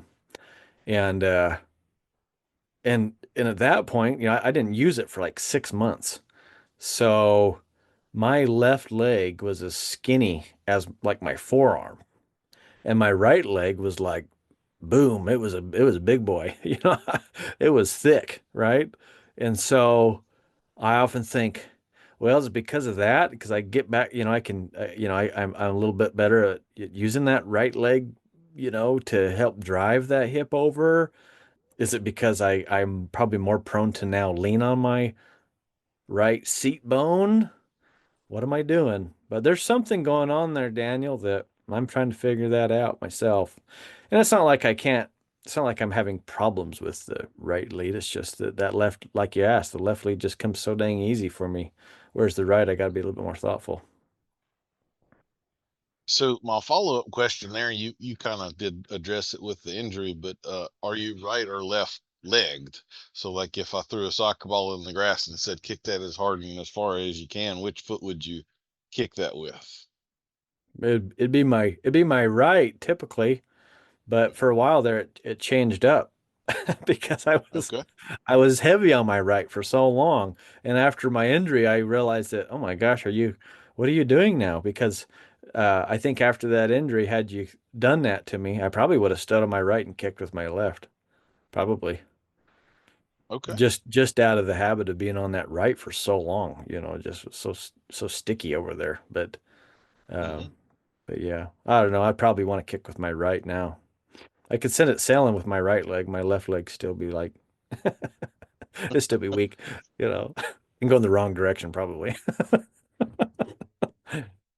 It's kind of Yeah. interesting. Like if you thought about here's a bunch of animals, in considering humans as animals too, and all of them are built more or less symmetrically. And so why would there be a favoritism of a lead or a hand or whatever. Like it doesn't really make sense to me why that pattern would have ever shown up. And yet it seems to pretty consistently. I don't know if you do this, but like I watch dogs and cats too, and what leads they're on and so forth. And there seem to be a lot of preferences. I actually see dogs crossfiring Oh quite a yeah. bit, and it doesn't seem to affect them at all for whatever reason. But like I've had dogs I was training, and I was paying attention, really aware, and they would have a preference for right or left too. And I've kind of puzzled over that. Like, why does that exist consistently over all of these animals when they're built symmetrically? There's no particular reason why there should be a preference, and yet a preference continues to show up. So good luck going to sleep Mm. tonight is all I Yeah. have to say about that. Um, Yeah. Yeah. I've what's go ahead, bud. what's the best smell in the barn? Mm. I like wood shavings, but actually my favorite smell, you might think it's, and I don't know if it doesn't count quite for the barn, but I just love the smell of a indoor arena dirt. And I don't know what it is, but just like and you don't smell it as much on that in an outdoor arena, but this whatever when they come in, they rake a nice indoor arena. That smell of Hmm. that dirt, I don't know what it is. I just like it. So not quite a barn smell, I suppose, but No, it's it's inside. associated. I get it. I'm not sure what that smell is. Um, I'll have to pay a little bit more attention to. It's funny how smells trigger you though. Like Hmm. j the smell of a tack room, like a old tack room. I remember. So growing up, my dad would take me every summer. We'd go down to where I live now. Where I live now, a family member had a big ranch down there, one of the biggest horse ranches in Utah, and that's all since gone and passed now. But I remember going into his name was Bud Mitchell, and going into Uncle Bud's tack shed, and the smell of that old leather, and them old bridles, and whether it's the actual smell that I like or the nostalgia of the memories attached to the smell, just seeing all them cool old bridle bits and the rawhide reins and you know, I mean, he was a bridleman and it was cool to see all that stuff and smell that too. So I guess in the barn I might pick that one too, Daniel, because that's pretty dang neat, smell of a good tack room. Hmm. That one I definitely identify with. Although the indoor arena dirt smell thing, I'll be a little more aware and pay attention and see if that kind of Yeah. triggers for me and everything. Yeah. It's not going to be, it's not the smell like when you go to those expos, that's not it. That's not what I'm talking about. It's like at somebody's, their indoor arena. It's a full-time arena, working all the Hmm. time. I don't know what it is. I like that though. Yeah. Sweet, salty, or spicy? I want all of them. I mean, I might rotate. I might rotate. Give me some chips and salsa, and then how about some chocolate with a little salt on it? Like There you go. we'll Yeah. just we'll just rotate. We'll just rotate around. Why That's not? and a breakfast pizza. Yeah, that sounds like a Yeah, meal right there. Absolutely. Man, yeah, yeah. There you I go. have you ever been to England? No, I've not. We made a trip there for a deal with Jim Masterson last year, and you get into these little towns and all this stuff. You're away from home, so there's a gas station down the road. And you ever heard of a sausage roll? That's like one of England's classic deals. Man, I Pretty could good, eat a huh? sausage roll for breakfast every day for the rest of my life. Yeah, that is those things that they may not be known for their food, but they figured that one out. Let me tell you, they hit a home run on that.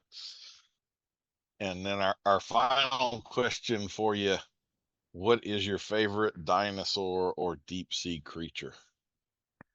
Oh, I'm gonna have to go with the Utah Raptor. It's pretty famous.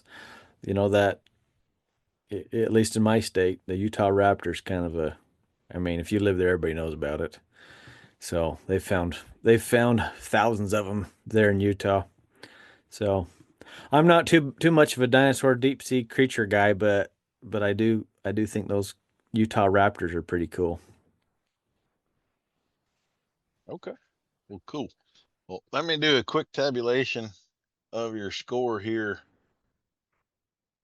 You're not going to believe this, Ty, but I've got you at 5,718 points, which makes you our high scorer of all time for this particular game.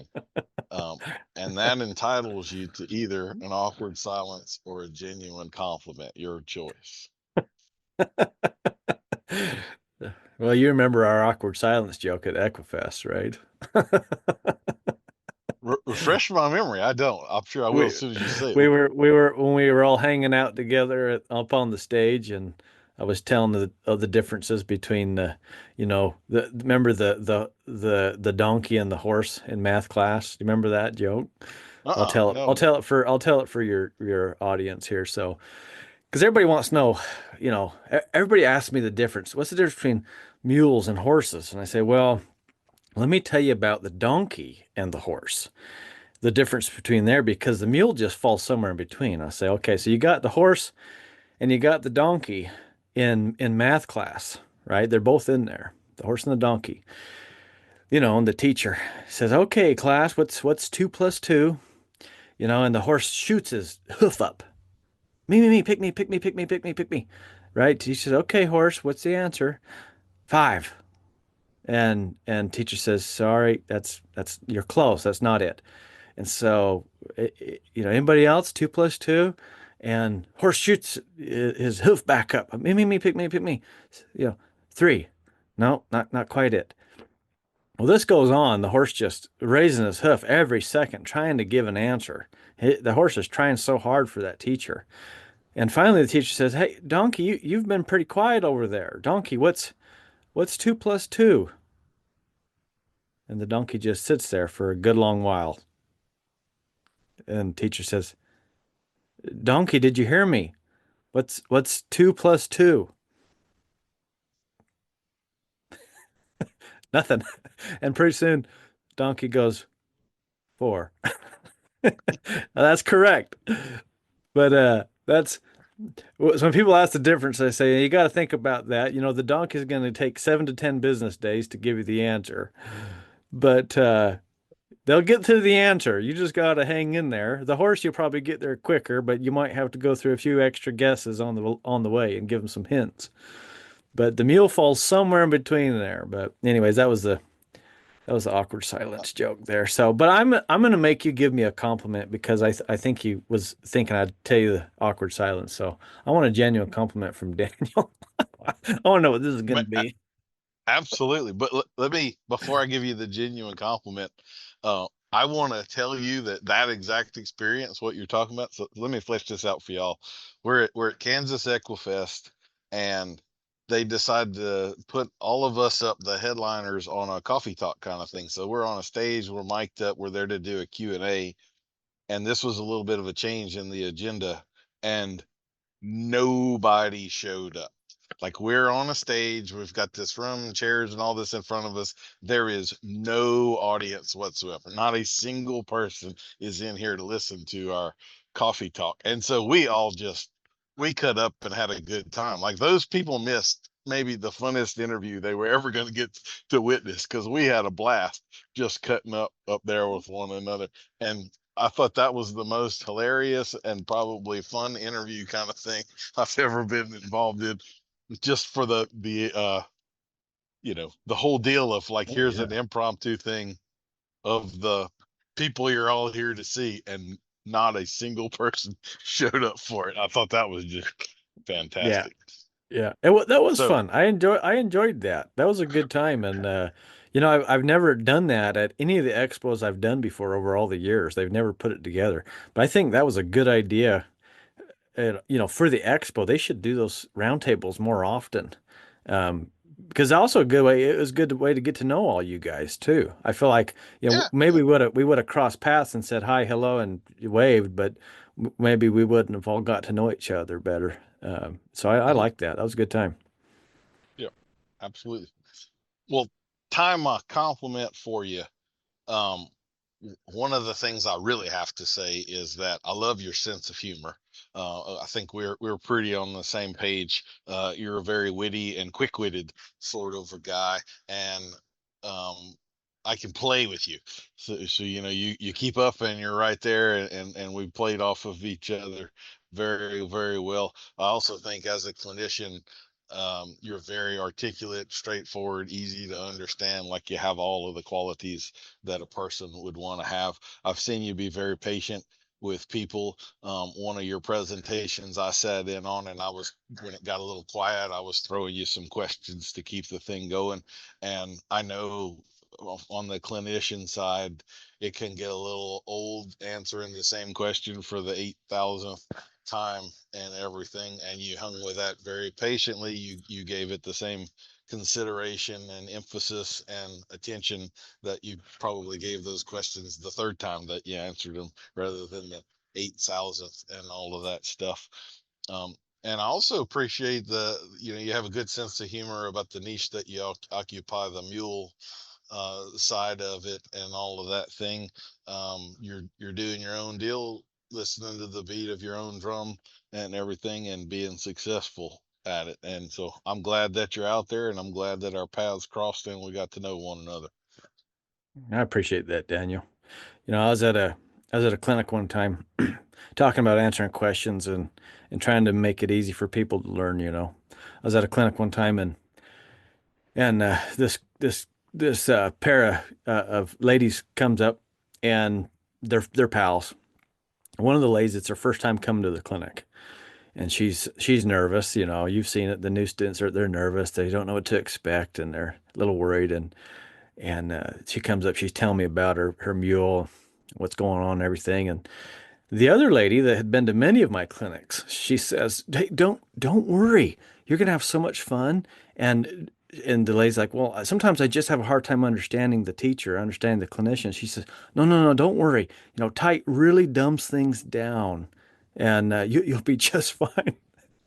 And I thought, well, I'm just gonna go ahead and take that as a compliment. He really dumbs things down. I, So I'll go with it. you I know what you mean, but like I've seen other things where I'm watching dressage kind of typifies this for me.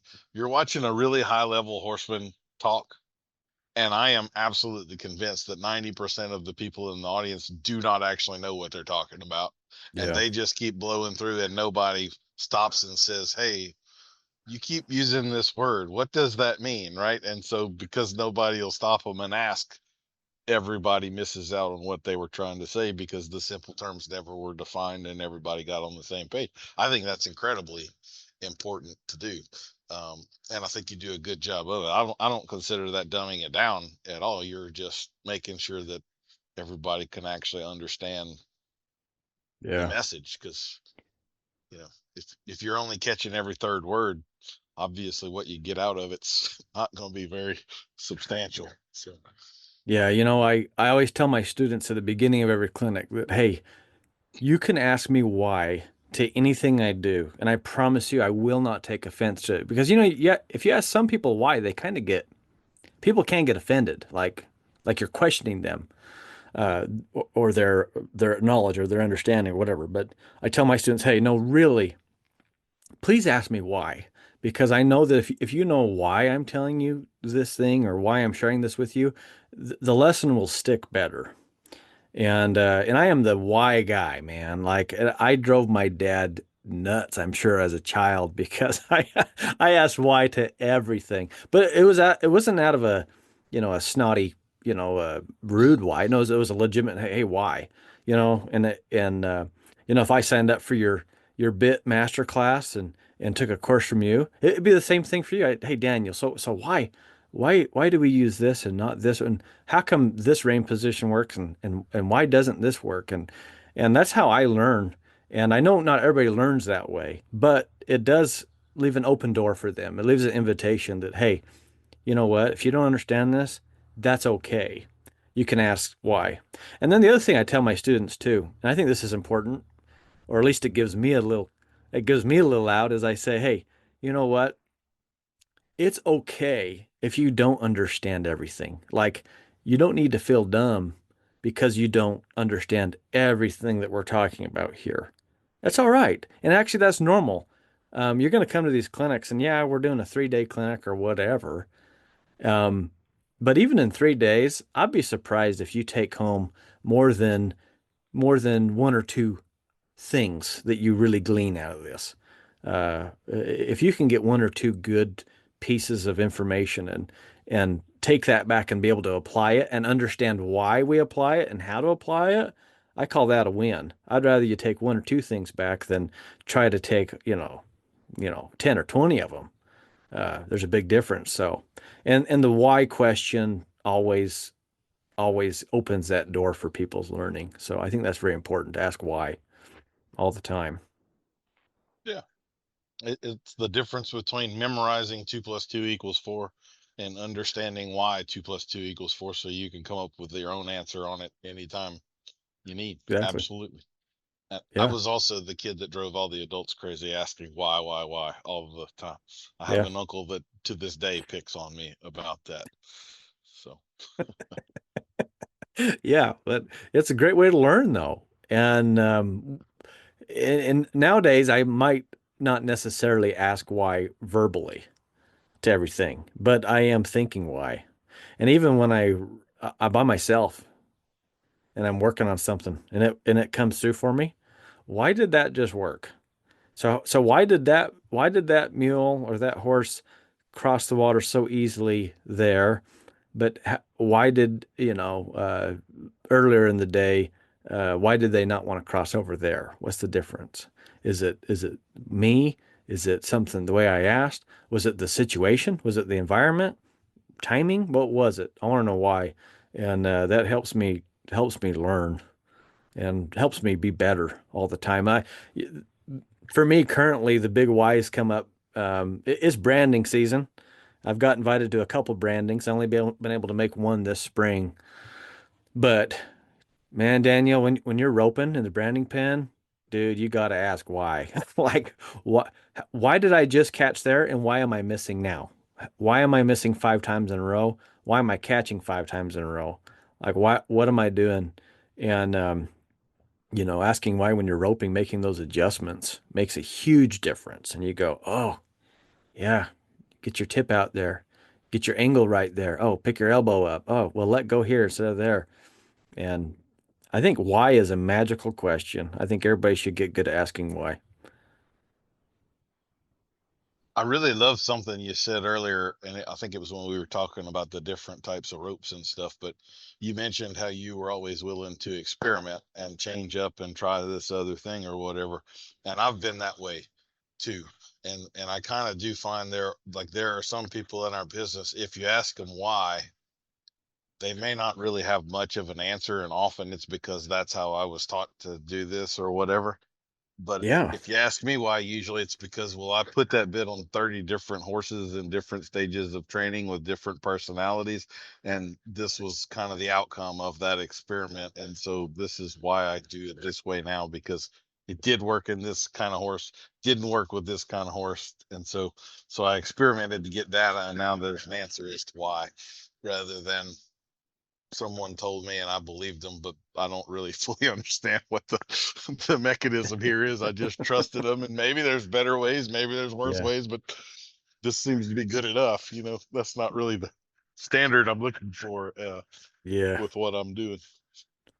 Um, well, so we're out of the icebreakers now. Usually, my first traditional question is, would you kind of just give us the 30,000-foot view of what it is that you do in the horse or the mule world? Yeah. I just try to help. I mean, I want people to get along better. Um, the mule world, Daniel, I feel like is a good 30, 40 years behind the horse world. There's so many great things in the horse world as far as education goes, things that we know, things that we should be doing. Earlier, when you asked me, like, hey, what's one thing you'd like to be better at? And I mentioned equine dentistry, right? You, I still meet so many people. I say, they go to pick up on a rein, on their mule, and their mule flicks its head to the outside. And whenever I see that little flick, and you probably know what I'm talking about, you've seen it with a horse, this little nose to the outside. It's not that they're bracing. It's not that they're like resisting the signal. It's usually because they got some sharp points on that outside, and you just pressed against them with that, and they're responding in that way, right? And and so I'll take a look in their mule's mouth just out of curiosity, maybe after class or something. I'll say, "Hey, when's the last time you had these teeth floated?" And they're like, "What? What are you talking about?" I'm like, "Well, you know, you'll see a equine dentist or sometimes just even a vet, and they can file these sharp points down. Can you see those sharp points? Can you feel them? I'll have them stick their fingers back in there, you know, or whatever. And they're like, can you feel that? And like, yeah. I'm like, well, those need to be filed down. And a lot of them just don't know. And that's just a brief example of what I'm trying to do is just bring awareness to all the things in mulemanship and horsemanship, you know, and lifemanship, right? Like, hey, yeah, I know you're here to take a class and you're trying to learn how to, you know, seat, leg, and rein positions. I get it, but the reason why some of these things aren't working out might be because of another reason there. It might be because you know they're something's going on there, and you know I'm just trying to help people out. That's what I do. With people come to the clinics, and the majority of my students are they ride trails, and they're just into enjoying their time with their mules and their horses. I don't get a lot of performance folks. Um, Depending on where I am in the country, I do draw a lot of ranch and cow work type background, and we do some cow working classes and things like that, and we'll rope and we'll play. And so I help people like that too. But yeah, overall, if I had to just sum it up really quick, is just helping people get along and see things from the mule's point of view and the horse's point of view. Um, that's kind of my main gig, I guess. So what we just talked about defining simple terms. So I'm going to do a bunch of that with you right now just to make sure Let's do it. everybody's on the same page. For those who may not know, what exactly is a mule? Mule is a cross between a donkey and a horse. They're hybrid. They got a odd number of chromosomes. They can't reproduce. There's some freak deals out there that they can reproduce. You know, they make the headlines, but very rarely. And but yeah, you get that cross between a good horse and a good donkey, and you get this hybrid. And they're cool. Mules are cool. They're tough. You know, people that like to ride in the mountains, people that like to ride rough country, mules really shine there. Um, you can do everything. I mean, pretty much every event that folks are doing out there on horses, there's somebody doing it on mules too. There's not nearly the numbers of mules. There's only a fraction of mules compared to the horse population in the world. But they're out there doing the things, you know, ranching with them, trail riding, packing, uh, shoot, go barrel race, you know. Just last week, there's a huge event, the biggest event in our country in the United States. I know you got listeners all over the world, but the biggest in the United States is called Bishop Mule Days, and they have everything there. You can go enter driving competitions. You can go do a halter class.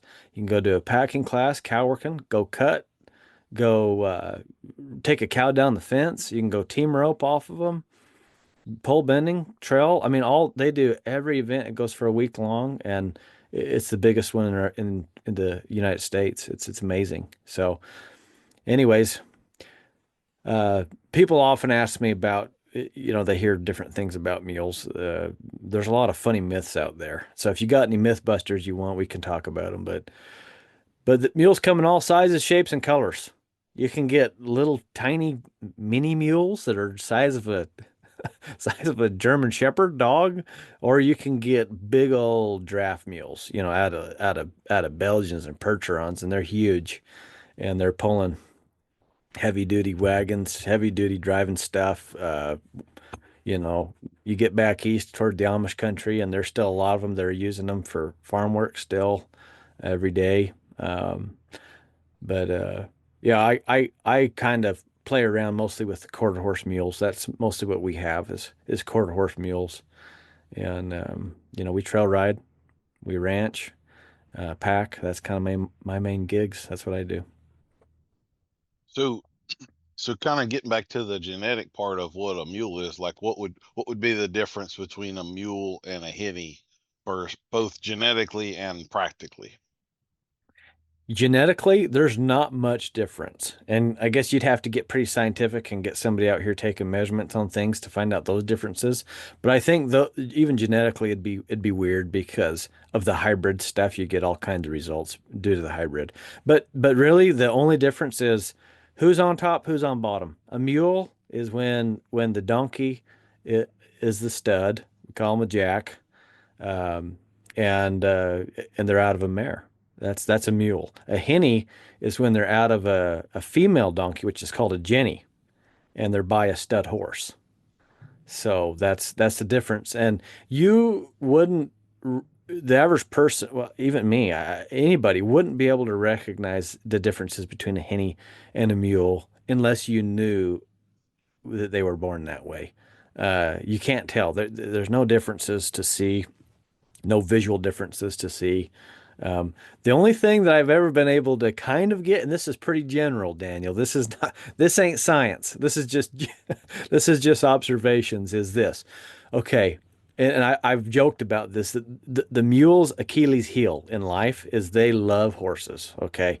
Mules are herd bound to horses. They love their mommies. Every mule is a mama's boy or mama's girl, for sure. They love their mothers. Well, the Hennies love donkeys. They really love the donkeys. Like you see a mule and it is drawn to that donkey, or a Henny is drawn to that donkey, and that's like, well, that's probably a Henny. Um, but that's general because I've had plenty of the opposites do the same thing. But I've seen that. I've seen that. That's a general observation. Um, and so that's kind of interesting to me that they're drawn to their mothers.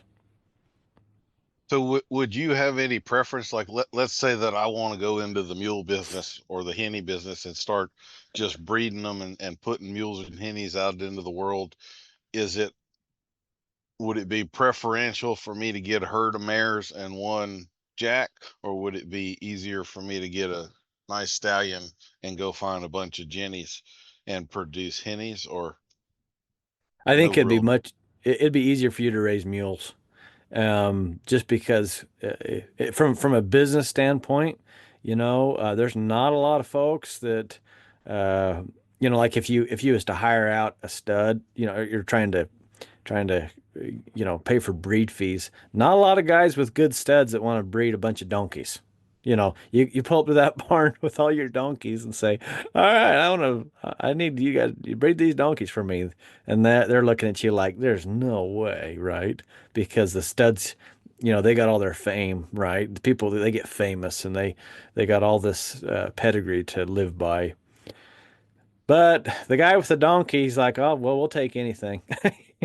I just we'll take it all. So, yeah, I would say that it's going to be easier to find some mares and breed to a jack than the opposite. So how do you feel about the evaluation process? Well, like any old jack, I found a jack at the sale barn and now I'm gonna make mules with him, or is there a pedigree in existence where we can have some kind of standards or accolades or something that says this one's preferential to that one and so forth, or how does that go? There there's getting to be a pedigree with the donkeys. For the longest time, it was just like you said. People find any old jack, any old mare. Mules, it mostly happened after World War II. After World War II, you know, the Army, our U.S. military wasn't using mules nearly as much as they did prior to World War II, right? Prior to World War II, you're spending more for a mule than you're spending for a horse going into the military, right? The value because they're work animals, right? And they're going to get more work out of that mule than they would their horses. Higher survival rate, less maintenance, less care. So the military really used them. But after World War II comes around, now mules we're still doing some farm work with them, not nearly as much as we used to. Um, at that point after World War II, it's really not super, you don't see a lot of the trail riding and the pleasure riding come along just quite yet. That wasn't even until later in the 60s, right? And 70s, people like, oh, let's go trail ride, right? Um, so there's a big lull of time. And my great grandpa told stories about, yeah, they'd, they did need a mule to go work a little bit. And so they got a mare that's kind of in their eyes no good, right? It's got weird conformation or it's kind of tough to deal with, and like, hey, well, let's get a mule. And they take anything. And that was through the majority of the 1900s. It was that way.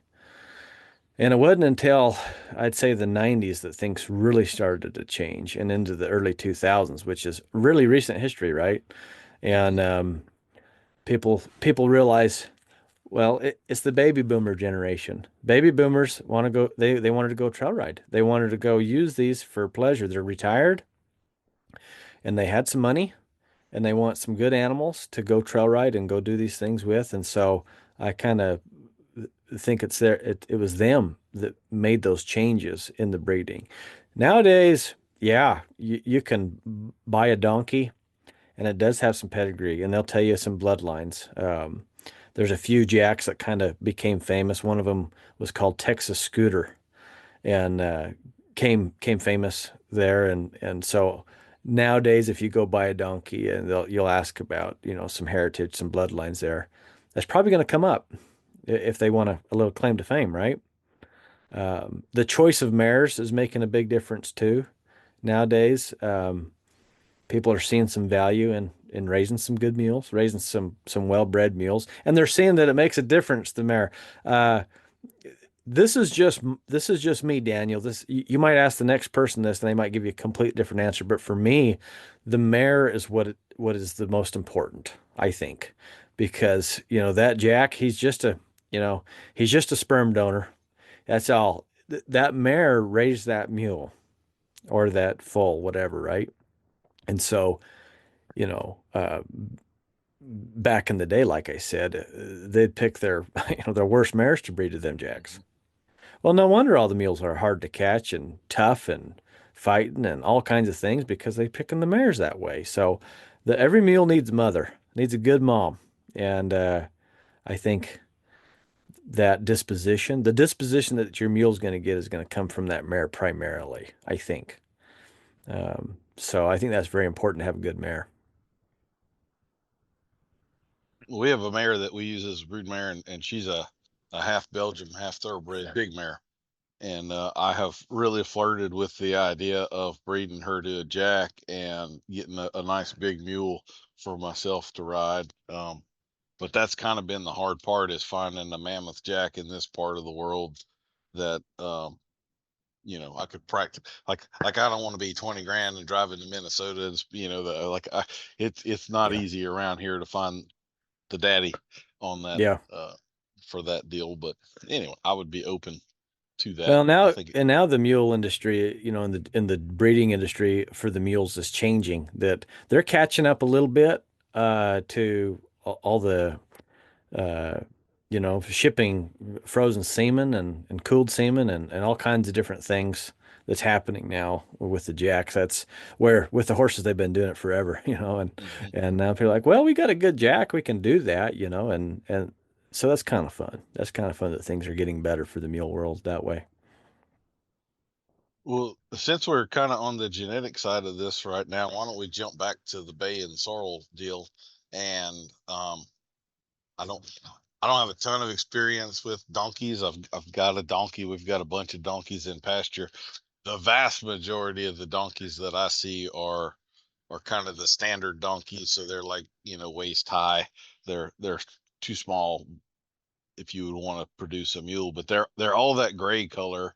When I have looked at the mammoth jack thing, sometimes I see, I don't even know what the proper name for it is, but they're much darker um color. So please Yeah. tell me what the colors would properly be called, and then how does that play with the horse genetics for us to get a sorrel mule or a bay mule or an Appaloosa mule or whatever we may wind up with on Yeah. the other end. Well, the color's tough, and I'm not an expert to talk about the color that well because of the hybrid. Like it's such a gamble, Daniel. The colors are such a gamble, but some of these guys got it figured out. But I think they have it more figured out on the mare side of things than the jack side of things. But yeah, a lot of the mammoth size, and it's funny because depending on who you talk to in the U.S., mammoth could mean a size which is technically 14 hands or taller would be a mammoth. And then other people just call the American donkey just because the American donkey is kind of a mutt of all these donkey breeds. They just call it a American mammoth donkey. So a mammoth could be an actual our mixed American breed, kind of like the mammoth. The American mammoth could be like the quarter horse of the donkey world. Okay, this is like, well, it's just really a bunch of mixes of things that we call this. Um, but yeah, they can come in all kinds of colors too. I mean, all kinds of colors. I've seen them kind of painted up. I've seen them pinnoed. Mhm. I've seen them a lot of the ones that are a little bit more on the Catalonian side kind of end up being have that little red tint to them. And there's a lot of red mules out there. There's a lot of red sorrels out there. I think that's a very dominant color. A lot of bays. So pretty much the same dominances and colors that you see in just the general horse population, you're going to see that in the mule world too. So it's kind of a gamble there. You can get there's some donkeys that are just jet black, just black as night, and I've seen some that are white, just as white as snow, and everything in between. So yeah, but a lot of people don't understand that the hybrid part of that equation is just so wild. You just it's just gambling. It's just gambling so much because yeah, who knows? I've seen them. They're like, oh yeah, it's got to be. It's gonna come out of buckskin dun. It's got to come out of buckskin dun. They bred this Palomino mare to this donkey, and they're like, oh, it's got to be a buckskin dun, and yeah, who knows? It comes Mhm. out white. Like who knows? Who knows? So, do you see very many people that are riding donkeys? Like if I'm going to in the horse world, if I want to have a horse that I deem well enough to keep a stallion, I want to have ridden him and experienced him and felt, and the trainability was where I wanted it. The conformation was where, like, there are standards that he met at every part, and then the same with the mare. And now I have a pretty good idea of what I'm getting. So, like, how do we prove up a donkey? Or people riding them? Have you ridden a bunch of donkeys? And I Yeah. guess that Yeah, they're definitely getting to be more popular, and it's because of the size. People are breeding bigger donkeys. Like you was talking about, you see so many of the standards. There's standards, there's large standards, and there's mammoths. And I can't remember off the top of my head what dictates that exact size of a standard or large standard. But like you're talking about, the standards are too short. You're not going to see people riding those. The large standards, yes, and the mammoth, yes. There's regions where donkeys are much more popular. When I get out on the East Coast, a lot of riding donkeys out there. Lots of riding really. donkeys. A lot of riding donkeys up in the Northeast. Basically just take Ohio, Pennsylvania, and on up to the Northeast. A lot of riding donkeys up there. You get out in Utah, man, you're not going to see a riding donkey in Utah unless you come to my house. Like we got one little donkey right now. She's little, she's a baby, she's gonna be big, but you're just not gonna see him in Utah. No way. You're not gonna see him in Nevada. You're not gonna see him in Idaho much.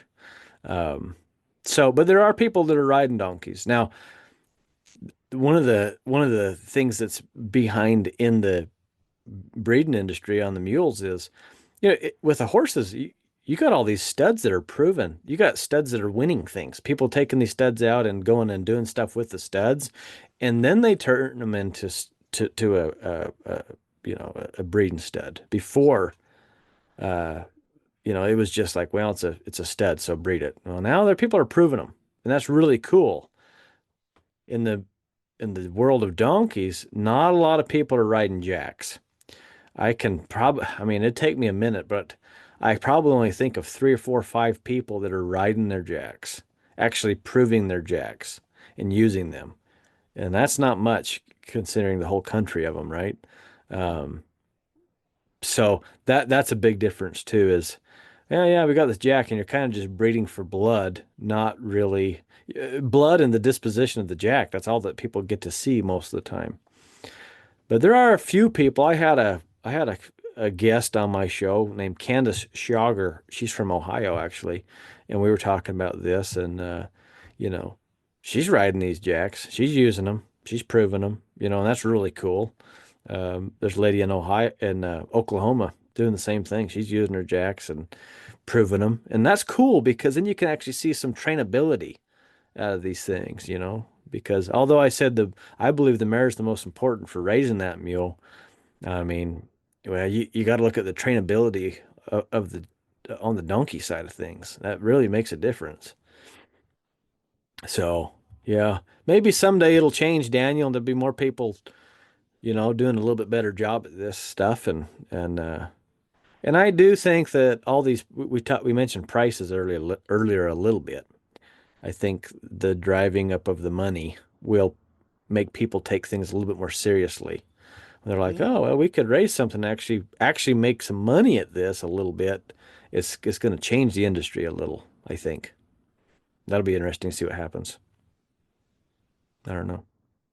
So something you just said surprised me quite a bit. Like when I think of mules, I think of the West, these days anyway. So you're saying there's more donkeys on the East Coast and Yeah. and kind of the Midwest. I guess my question is, you're talking Ohio, Pennsylvania. So is that Amish influence that you think May, that keeps the donkeys maybe. relevant there, or? Yeah, maybe. Maybe it's the Amish raising them. But general populations of mules too. There's way more mules. Let's just call it Missouri East. From Missouri to the east, there's way more mules than there are in the West Hmm. nowadays. Now, I think that might have been different historically, Yeah, that because you go back to in the West, like in Utah, back to the pioneer days and back to the mining days. Oh man, there's piles of mules, you know. In the West, a lot of the cavalry, when you picture the U.S. cavalry, you're picturing all these awesome thoroughbred horses that are just tough as nails. Well, come to Arizona and Utah, and you see a cavalry outfitted with mules. That's that's what they're using. That's what they contracted out here. That's what held up. And so, but that's historic. So it's changed now. Yeah, I mean that does surprise me. Like when you think of what would be the characteristic advantage of mules, I'm thinking if the mule's going to be advantageous, it's in rough, steep, rocky, gnarly kind of country, which I don't think of in the East. For those that have been Yeah. in that may not have been in the Appalachians and the Rockies, those are not the same kind of mountains. Like the Appalachians are very tame compared to the country Yeah. you've got out there in Utah and everything. So it really seems like your country is where the mule is way more practical and you're gonna get all of the advantages out of them. So that's interesting. Yeah. Doesn't mean that people do practical things though. So however it Yeah. goes. But And I think history changes those things. Um, Nowadays, just take the inner Mountain West. And when I say inner Mountain West, I mean Montana, Idaho, Wyoming, Utah, Colorado, Arizona, and Mexico. Think of the Rocky Mountain spine. So I live in the inner Mountain West, right? And yeah, mules shine here. That's what they're for. I think that was what God made a mule for right there, was to ride in that country. But but I think what is happening now is in the East, there's a lot more people that are riding for pleasure. They're trail riders. They're going to go out. They're going out on Saturday for their weekly ride. They're going to go enjoy some time with some friends, go out and go for a ride, eat lunch, and have a picnic, right? And yeah, they like the mules. They're gentle. They're easy. Pretty easy to get along with. It's not that big of a deal, right? And so I think a lot of people are liking them there, even though maybe, yeah, it's not that I don't think they necessarily need a mule for applying it to the terrain. They just like to have the ease of that trail riding mule, they're just getting into them. In the West, definitely still ranching culture. And, come to Utah, it's quarter horse country all the way. That's what, if you look at all the equine in Utah, for example, you're going to see a huge, massive number of quarter horses, and mules are way down little. I mean, hardly making if it was a pie graph, they'd hardly make a slice. It would hardly be on there. You get up further than I'm up in Washington right now. I'm in eastern Washington, and you get in this country, you get to the panhandle of Idaho, up northern Idaho, and you get into northwestern Montana. Yeah, we're back in mule country up here. My clinics up here, they're always full. Lots of mule people, lots of packers. Up in this country, the Forest Service still primarily uses mules to maintain trails. So tons of mules up here. But I still would argue that it's still nothing compared to the East. I mean, there's just so many more people in the East, so many more mules in the East. So a lot of guys that are in the business of selling out here, Daniel, they'll when they're selling mules and stuff, they go to the mule sales back east to buy. They're going to Missouri to the mule sales there, Oklahoma. They got mule sales there. They're going to Tennessee for those sales, and then they come out west and they use them, train them, tune them up or whatever, and resell out here. So I see a lot of that for sure. So we've touched on it a little bit, but I'm going to throw the big question in your lap here. What would you say are the main differences between a horse and a mule? Yeah. Well, we give the math example, right? And I'll tell you one of my favorite quotes, Daniel. It's a Tom Dorrance quote, but he said, you have to treat the mule the way you should treat the horse. Now, I've thought about that for a long time. I heard that a long time ago. I heard that when I was just a little kid, and it didn't mean anything to me then. I'm like, well, whatever. But the more I learned, the more it means something to me in all the ways of horsemanship and mulemanship. You've heard the principle for sure, and I'm sure all your listeners have heard this a million times. Make the right thing easy, wrong thing difficult. Okay? And I feel like the convenient thing for most of us is to make the wrong thing difficult. Like if we give you a situation, give the average person a situation, say, all right, right thing easy, wrong thing difficult. What are you going to do? They could probably give us a long list of ways to make the wrong thing difficult. Like, well, I'm going to go over here. I'm going to work that. I'm going to do this and this and this. Then I say, yeah, but how are you going to make the right thing easy? And emphasis on how are you going to make the right thing easier? How are you going to make it easier? And that's where people get stumped. So there's situations that let's stick to some obstacles. So these are easy examples for everybody to understand. We're coming up to some water, okay? We got a horse there, we got a mule there, okay? And we're trying to get across this water. The horse nor the mule want to cross the water, okay? I'm not saying you should do this, and I'm not telling any of your listeners to do this, but I'm saying, unfortunately, you could. We could get up to that water, and we could whip and spur and kick, and we could scare the horse enough to jump across that water. Yeah, they might not walk across. It might not be pretty, but we could probably put enough pressure that they'd go across, right? Again, I'm not telling anybody to do it that way, but I'm saying, unfortunately, you probably could. And you could say, well, technically, yeah, we made the right thing easy, wrong thing difficult. I wanted them on this side of the water, so as soon as they jumped over, I quit kicking. And back over there when they didn't want to cross, well, I was kicking. All right, I see it, and I guess technically that is the dictionary definition of the principle. I get it. But with the mule, you take them up to that water, and you're kicking and spurring like that. You are solidifying in the mule's mind that indeed this water sucks. And remember the mules, it was good back on the trail just 20 feet ago, back there on that trail. you weren't kicking or spurring at all, were you? Life was life was totally cool back there 20 foot. So the funny thing with a mule, you get putting all that pressure up at that obstacle. They say, whoa, whoa, whoa, whoa, whoa. Yeah, this is a bad idea. I'm going to go back to where I think it was pretty dang good. And they'll start to retreat back. And then you go, geez, what the heck is happening? So back to the Tom Dorrance's principle, you have to treat the mule the way you should treat the horse. Instead of me getting it in this big gunfight right there at the water, what I would do, horse or mule or donkey, what I would do is as I'm approaching that water, again back to paying attention and awareness, right? I'm going to notice when I feel that tension begin. Hopefully I'm aware enough to notice this. And let's just pretend I feel the tension at 10 feet away from the water. I feel the hesitation in them. Now it's not enough hesitation. I can still get up to the water probably, but I feel the hesitancy. Well, right there, I'm going to take that awareness. I'm going to notice that little bubble of discomfort. And right there, I'm going to stop, and I might just pause for that moment.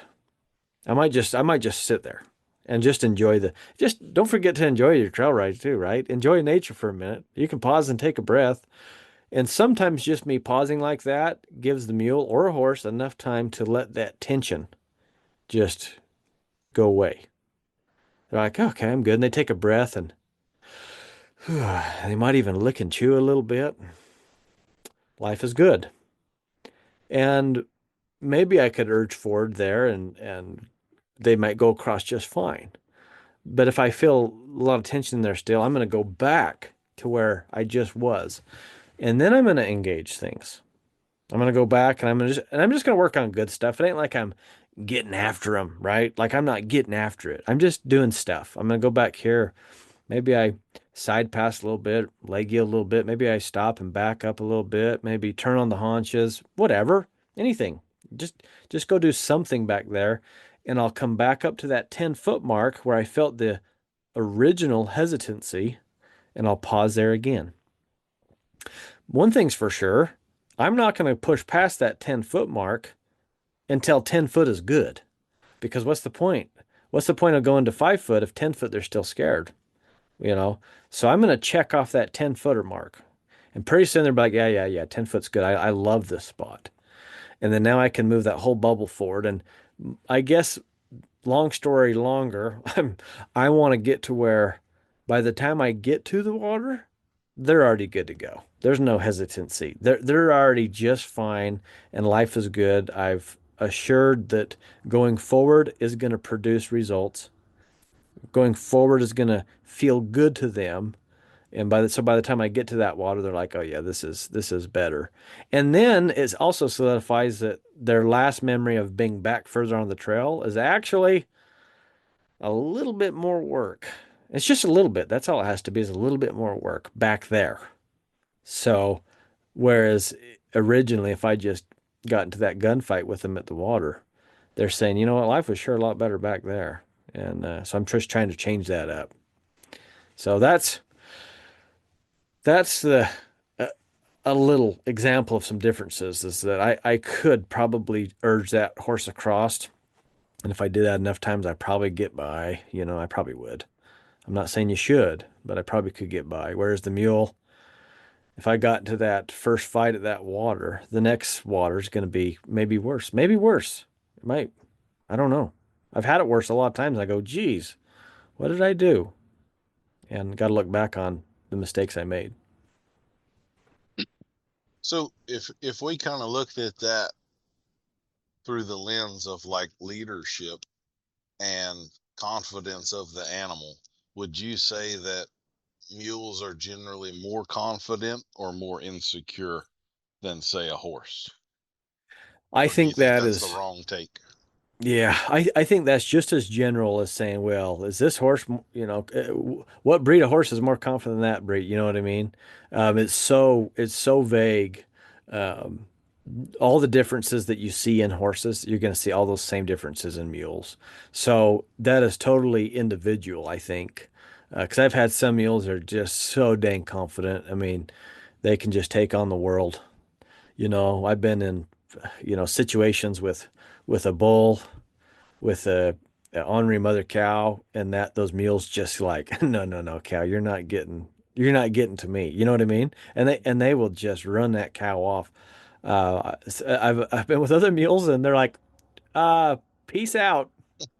I'm gone. You know what I mean? And they ain't holding up to the cow.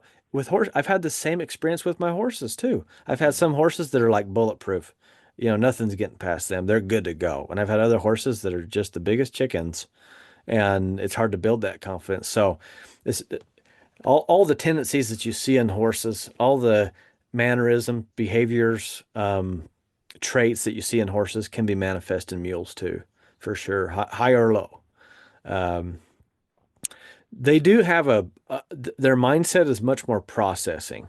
What I mean is they're very thoughtful, and I think that's because they lack the flight ability that the horse has. I think the horse has such a high flight ability. They get scared, well, they can run and they're fast. And on the donkey side of things, the donkeys don't have the flight ability.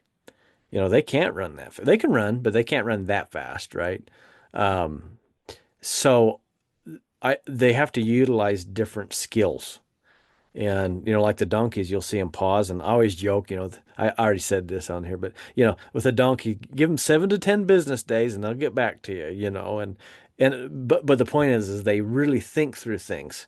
And the impatient person will call that stubborn. Like, come on, donkey, make a choice. Let's go, right?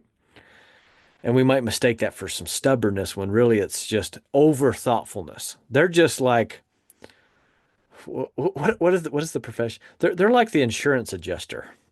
The risk management, the guy, like if they had a human job, it'd be like the risk analyst, right?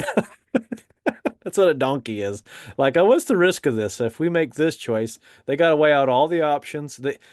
They're the person with the spreadsheet and the pie graphs making choices. That's the donkey. Whereas the horse, it's kind of like how you asked me if I'm decisive or indecisive. Well, I'm going to make a decision. Oh wait, I might want to change my mind. That's the horse side of Mhm. things. So the mule falls somewhere in there where some are more analytical for sure, and they're going to take longer to sort things out, and that can annoy a lot of people for sure. Others can be, for example, if they're out of a pretty reactive mare, a mare that is pretty touchy. That mule is going to be just like the horse, but more so, for sure. If you got a horse that maybe is a little crow hoppy, a mare that's kind of wants to crow hop a little, you're like, that's not that big of a deal. You breed it to a jack, you're going to get a mule that bucks. Like it just things come out more so. Like that the hybrid part brings out the traits for the better or the worse, more so in that mule. So if you got a mare with a great disposition and she's so sweet and quiet, you're going to have a very, very gentle mule that's going to be so sweet and very easygoing. So yeah, uh, it's the hybrid stuff, Daniel, that kicks us in the butt that you just don't know. It's hard to measure for that kind of thing, and you just can basically look at the generalities of things like, well, okay, the average mule does this, the average mule does that, and kind of try to figure things out from there.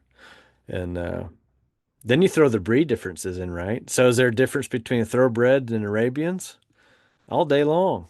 Difference in draft horses versus, Welch pony all day long, right? And so you have to measure for that too, those differences there, no doubt. So yeah, it's kind of fun.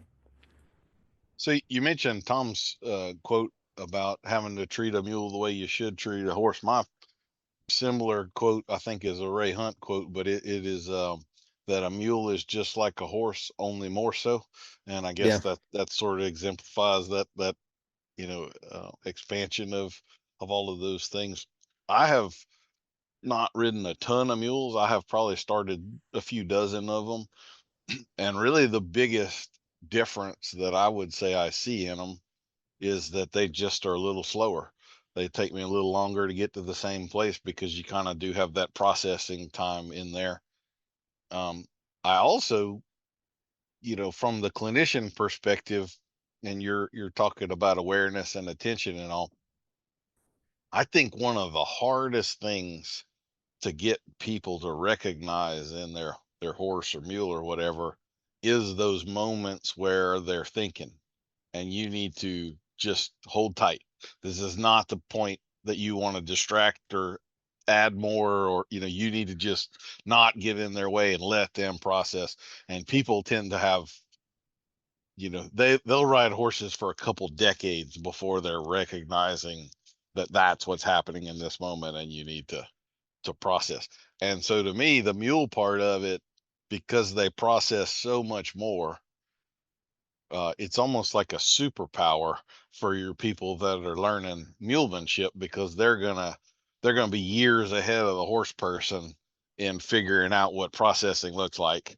And boom, plus you got those two big antennas up here, and so it's a lot more obvious to see this processing take Yeah, no place. kidding. So have you Yeah. found that, like if people ride mules for a while and then they go to horses, they're like, "Oh man, this horse thing's easy. Like Yeah. this is a piece of cake, you know?" I forget how easy some horses are. I forget about it. Like I went probably a 3 month stretch, didn't ride any horses for about 3 months, just riding mules. And that's a long time, because I'm riding all of them all the time, right? But I probably went three months without getting on a horse and working on it. And I went to a clinic, and uh, it was one of those clinics I flew to, and I got to use a horse for a demo. And I just start tooling around with it, just playing around. And oh yeah, I was like, wow, that's quick, Um, when you utilize the skills that you have to use on a mule, you use those for a horse, the results are just exponential. I think every horseman should have to work with the mules first, and because it'll make you so dang good with your horses, it'll come smoother and you'll appreciate a lot of things. Um, it's that process time and that soak time that you're talking about that does make the difference. Um, like I said, I'm not saying you should, but you can kind of push your horse along a little bit, and you get away with a lot of things because of the flight. Like I can kind of get away with stuff because I kind of scared them into it, honestly, right? I kind of spooked them into it, and I get away with that because they went and it responded and it was fine. But with the mules, sometimes if I put too much pressure, then they just freeze up. They just freeze up and go up, and yeah. I mean, because they'll skip the flight a lot of times and just go right to the freeze, and that's what irritates the people that don't know, because they're like, "Gosh, this stupid thing." And it's like, no, it ain't stupid. You just pushed it to the point and just froze up, and because they don't have that flight ability. So, I was working with a guy last week in my clinic, and he brought a nice horse, a really nice horse to the clinic, and he was doing a good job, but I could see he was getting a lot of stuff done through a lot of force. Like he's just pushing it and making it happen. And yeah, if we were there judging just maneuvers and I was just looking at maneuvers, yeah, he'd be doing great. Yeah, he was executing all the maneuvers.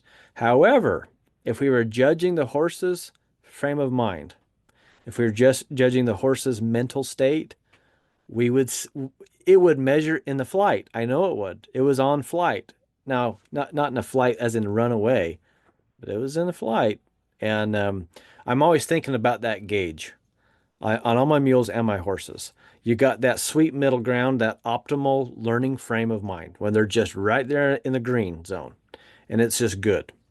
We tip them a little this way. Uh-oh, you're getting into some flight. Tip them a little this way. Uh-oh, you're getting into the freeze. And I don't want to. The freeze and the flight is just as bad as one another. There's none. Neither is worse than the other. They're both bad. I want to be in that green zone all the time. And it's just that with the mule, when you get into that freeze, they're frozen. When you get into flight, which is rare, it's not as common, but you get there, then you'll know about it too.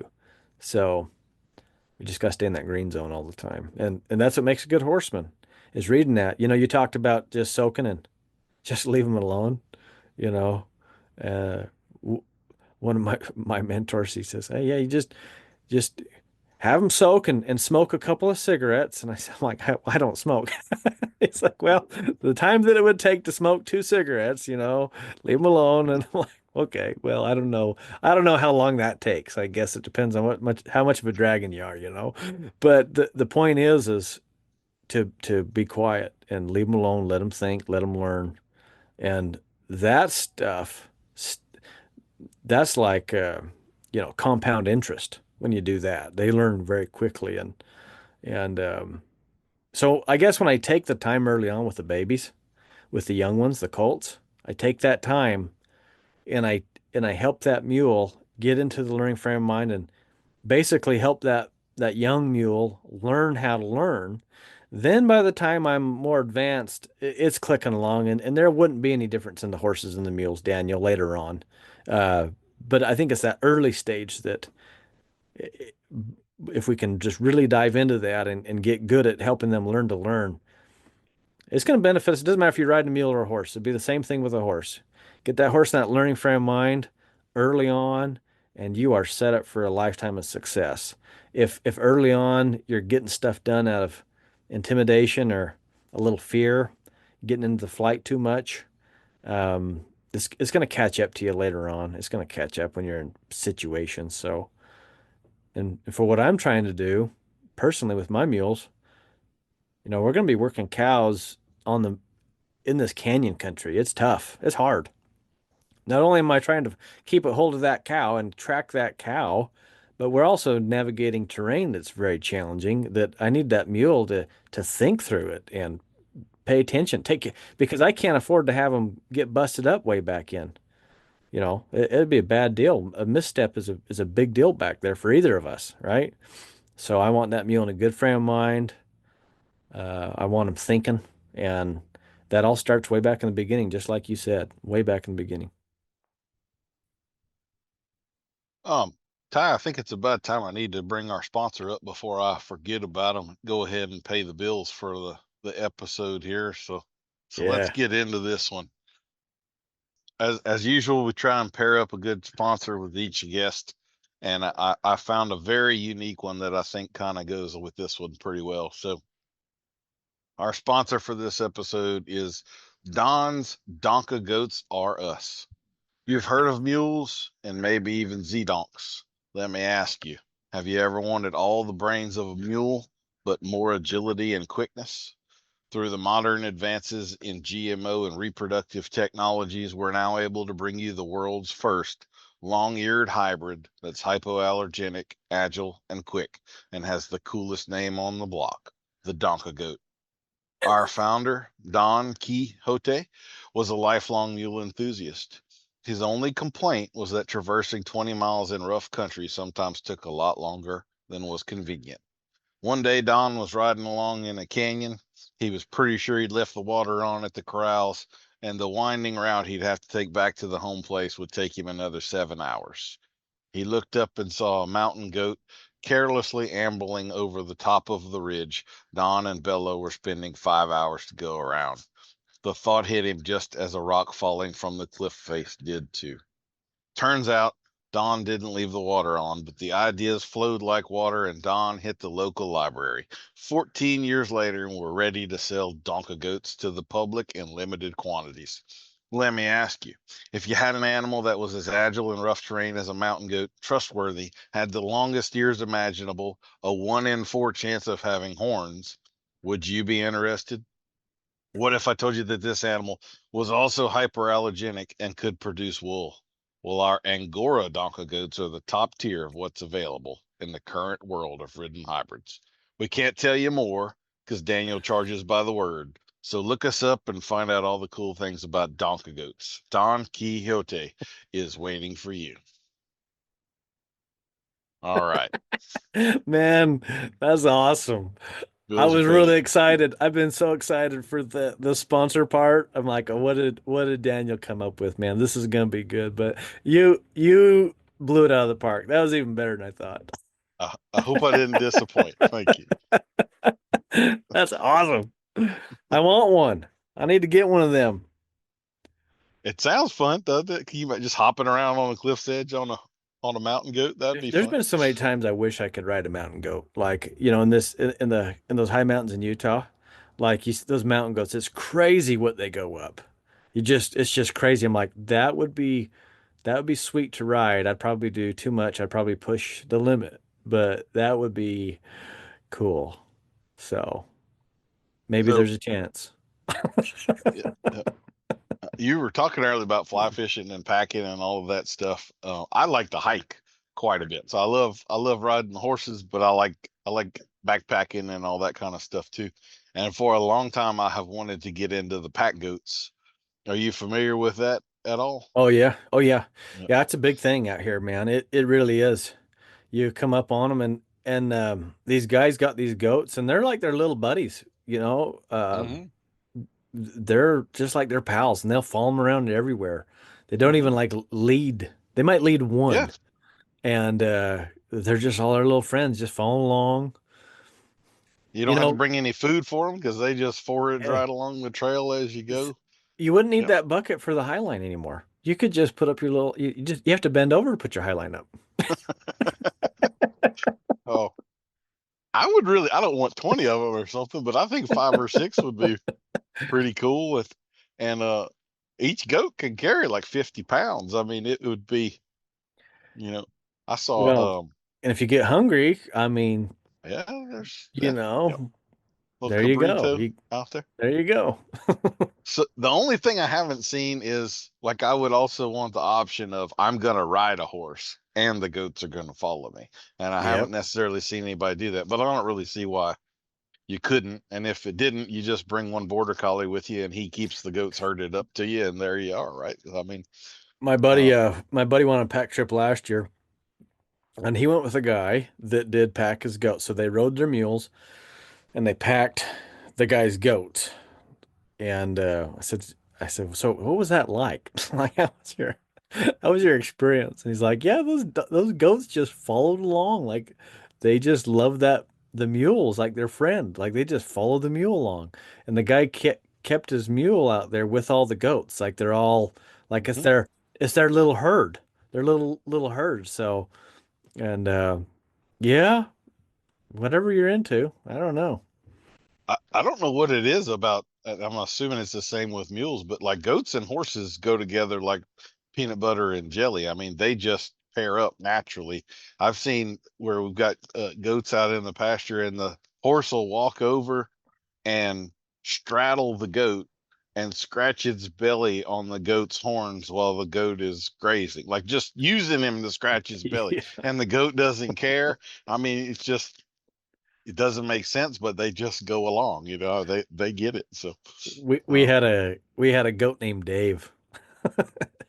And Dave would so he was like he would come along on so I never took him off the property, but you know, it's back when I was training for the public. We had this goat and I would take the colts out.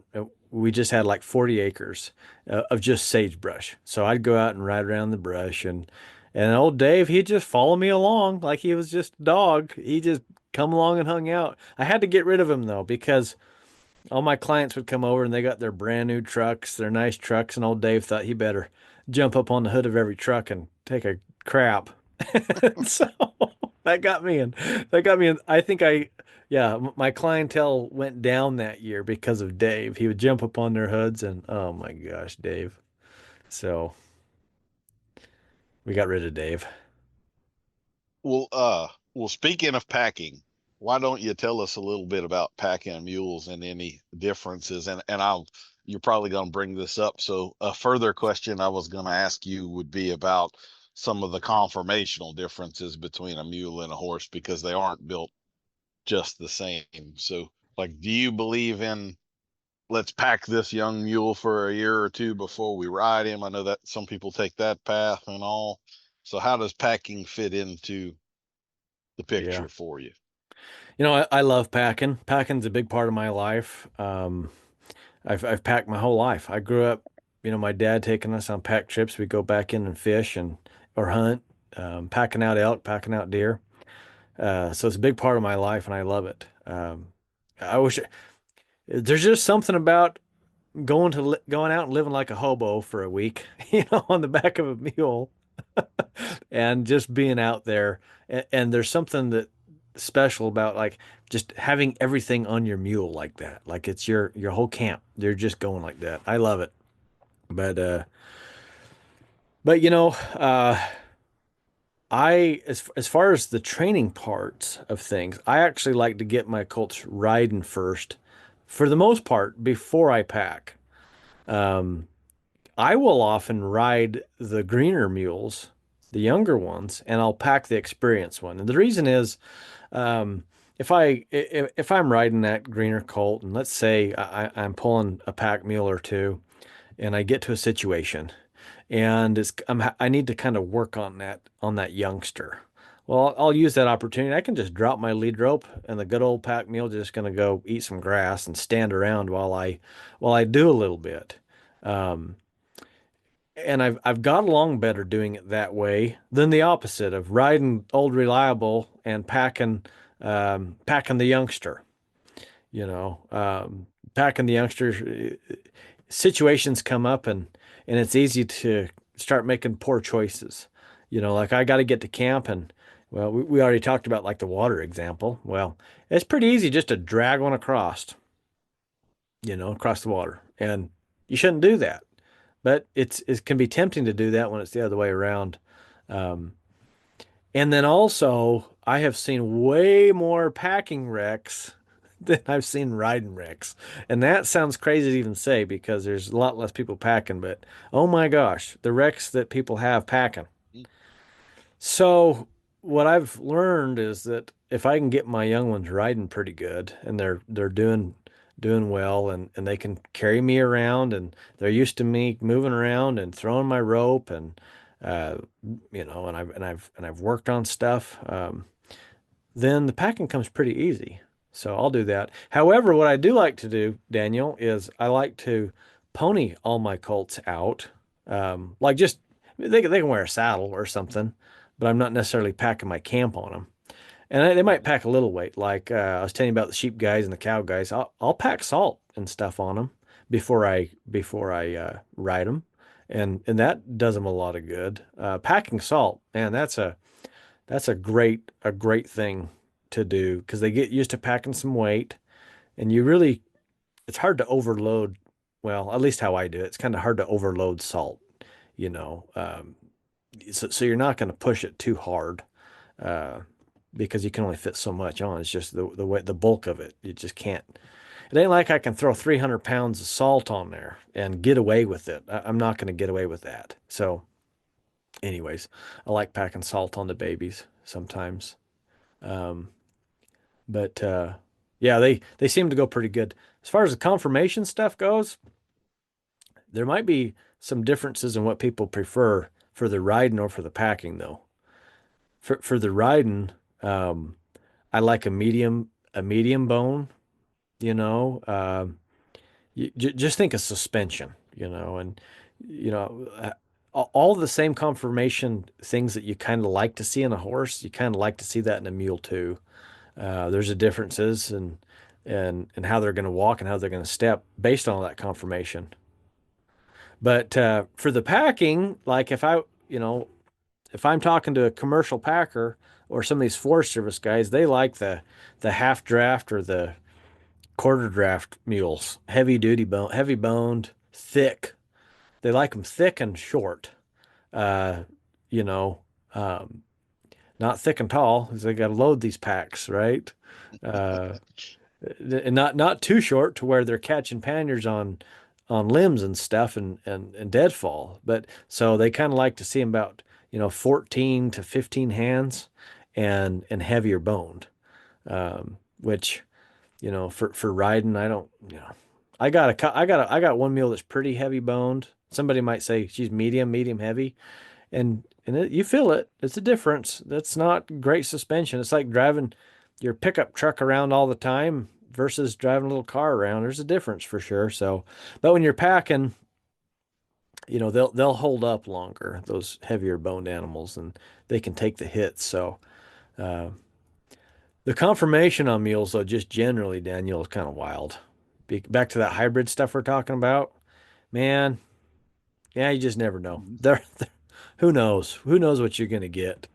And the interesting thing is, for the general trail riding and for the packing, you can get away with a lot of stuff. That like if you were, if you're trying to make a reining horse or a cutting horse or a jumper or something, that conformation is going to make a big deal in your performance. Like, you know, you got something that's cowhocked and pigeon-toed, and you're like, you don't even want to try it.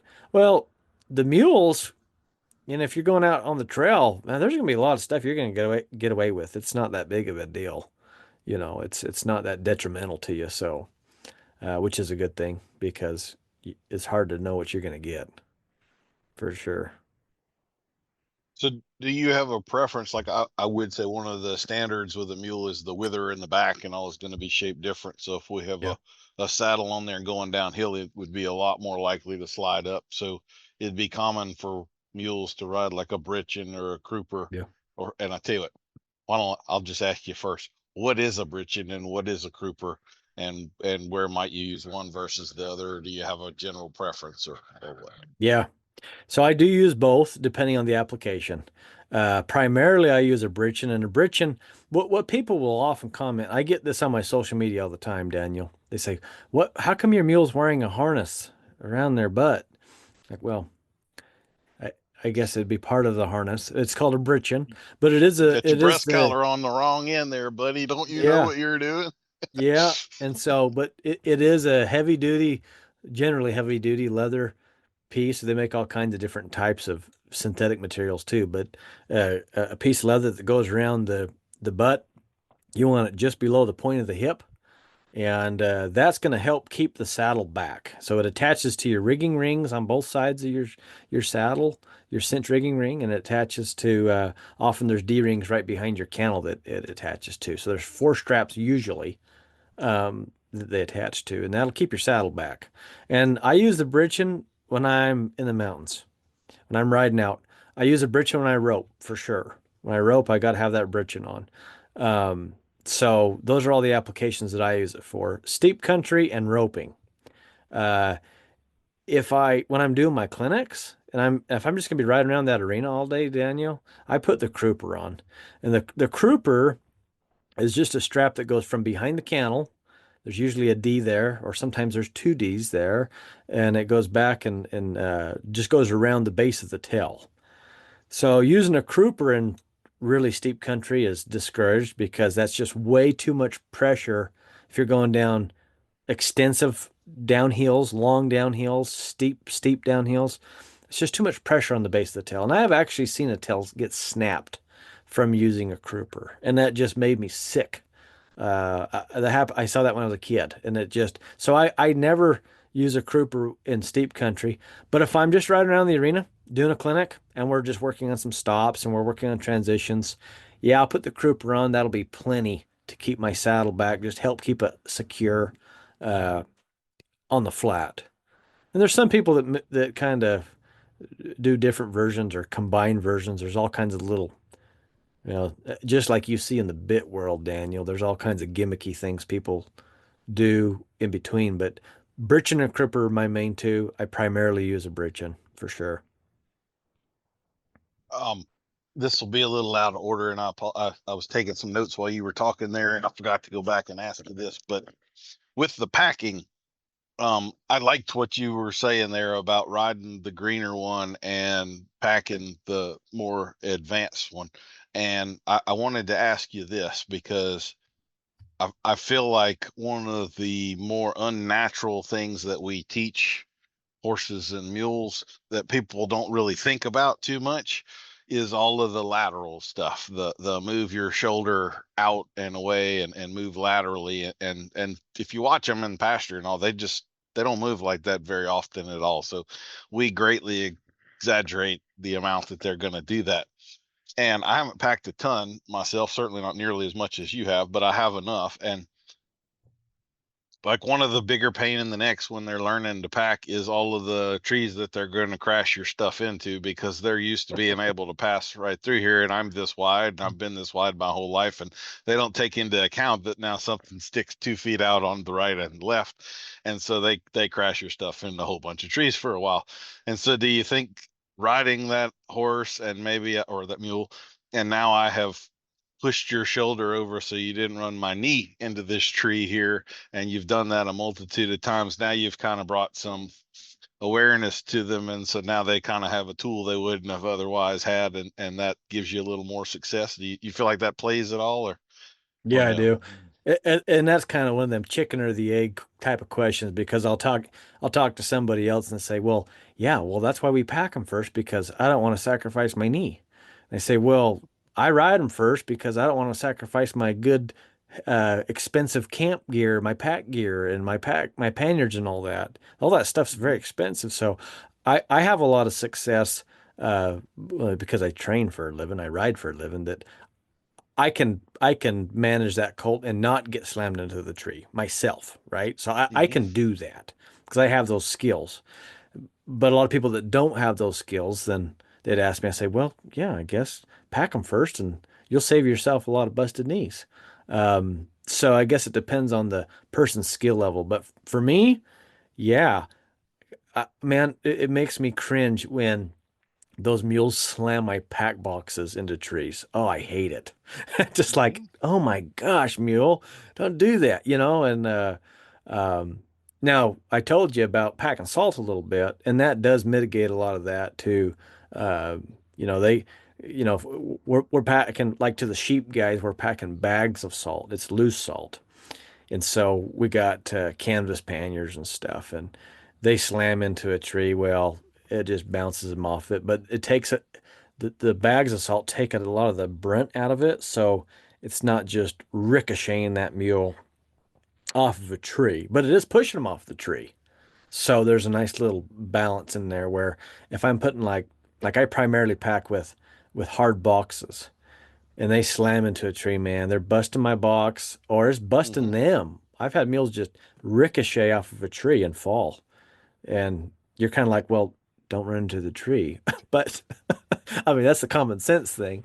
But they're just a baby. They don't know. Now they do, I suppose. But it was at the cost of, maybe hurting your mule. And it's at the cost of dang sure hurting your pack gear, and having to do repair up there on the mountain, which is always a blast. So yeah, I prefer to ride because I can manage that. I can do a good job. I'm not going to get ran into a tree anymore. There's been plenty of times I have, but I'm not going to do that anymore. I can manage that. I'll be all right. I feel very validated. I'm glad we had this talk because I have always thought that kind of same thing. I'm like, man, that 2 years of packing that green animal, that's got to take a different kind of toll. I'd rather have control of that and teach them how to weave and move around, and yeah, or let Yeah. them process. Like, you don't drag them past, you let them, they Hmm. pause and they kind of slowly work their way through and navigate the obstacle course they're learning. And um Exactly. Yeah. So sticking with the confirmation question, feet, I would think this would be one of the trickier parts of this because a mule's foot and a horse's foot are not really the same. The mule foot is to me more akin to the donkey foot, a lot more heel. The angles are different, a straighter um hoof and all. So does that complicate life for you, or maybe finding, like, I've seen a farrier who had the odd mule thrown at him and he took all of the heel off, and it was kind of a, oh my goodness, what have you done kind of a thing. And um so I guess I'll throw that at you. If a person is to get a Yeah. mule, are they gonna have farrier difficulties the rest of their life, or I what? think, well, my answer might surprise you because I think between a horse, a mule, and a donkey, the mule's the easiest to maintain, the hardest to maintain, as long as you know how to maintain it. And you mentioned the biggest thing that happens, people cutting a lot of heel off. Biggest mistake. I've done it. I've made that mistake myself, learned from it. I'm trying not to do it again. Um, Biggest suggestion, if you're working on your own mule's feet, get a hoof gauge. You want to be between 55 and 60 degrees on a mule hoof. That's going to fit them good. But let me tell you why I think it's the easiest to maintain. Because once you have the correct angles and you know how to take care of that foot, the donkeys they need dry. The donkeys need dry. Those are desert dwellers all the way, right? So I was telling you about all the donkeys on the East Coast. Well, they pay the price. That's constant white line, constant thrush, a lot of maintenance on a donkey foot in the moisture. If they're out west in the dry, I wouldn't have to worry about it a whole lot. Uh, the horse hooves, same thing. It's much easier to stone bruise a horse hoof. Abscesses much more prevalent in the horse hoof. Um, Now, both those things can be mitigated on the donkey and the horse, but that mule, as long as you're taking care of the angles, like I mentioned, and keeping them cleaned, all the same maintenance applies to all those animals, right? Same maintenance, but they're pretty hardy and they last and they hold up pretty good. So, um, I think it's mostly just the education, Daniel, on all right, well, what's the appropriate angle here? And that's why, like I said, anybody that's got a mule that's doing their own trimming, or if they're hiring a farrier, make sure you don't eyeball that thing. Don't eyeball that thing. Put a hoof gauge on that thing and get it right. Get it right there because it makes a difference. So, uh, usually the question that comes with that, Daniel's shoeing.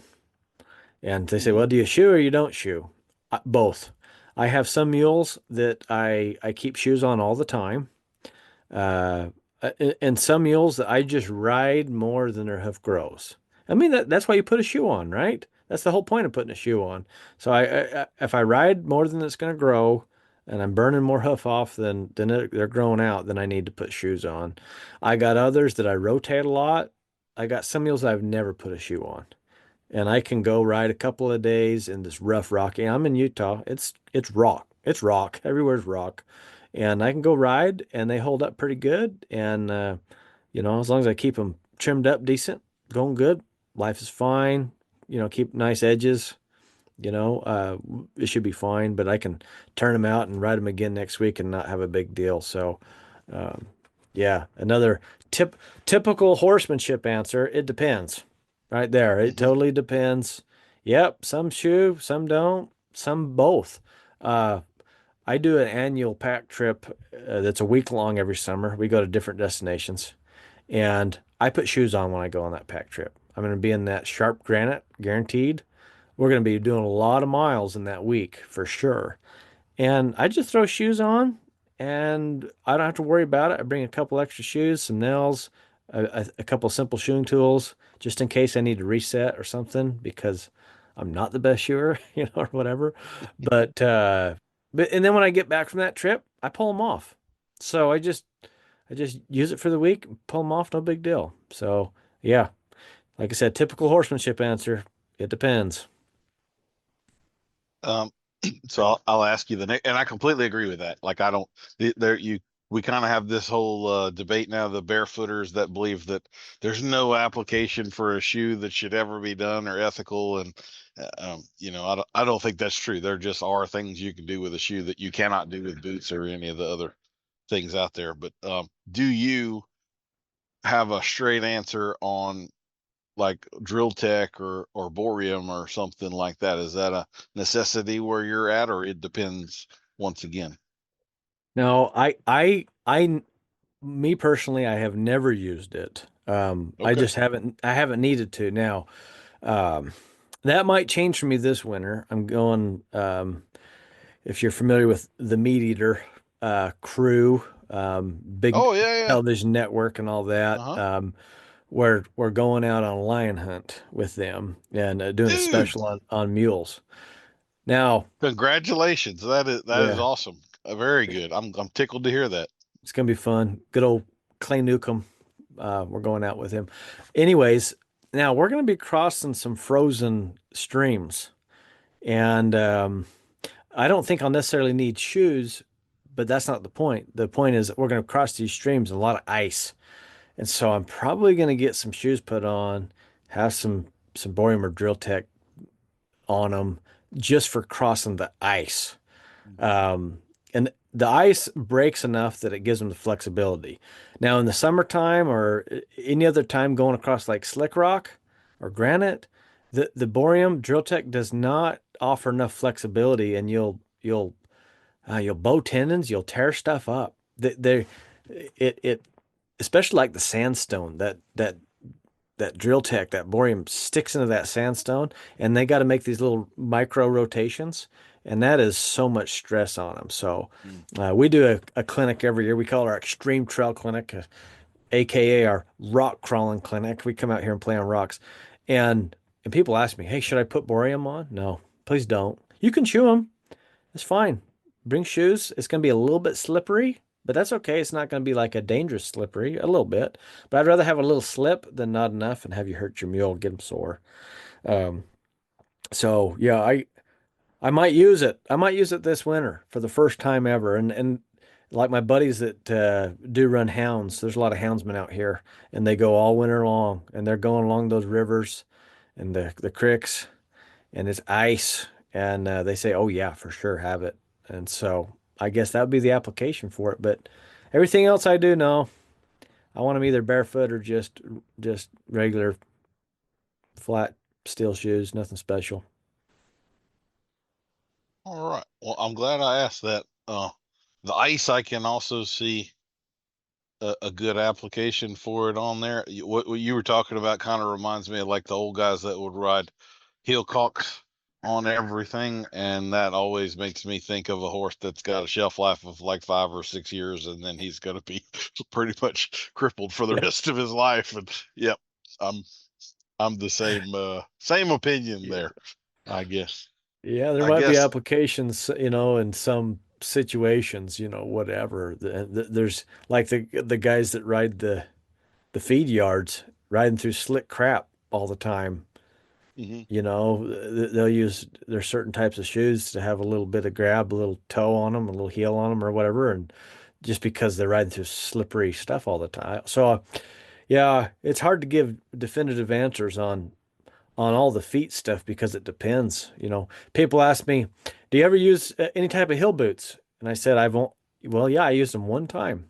I had a mule that I bought, and it was delivered to me."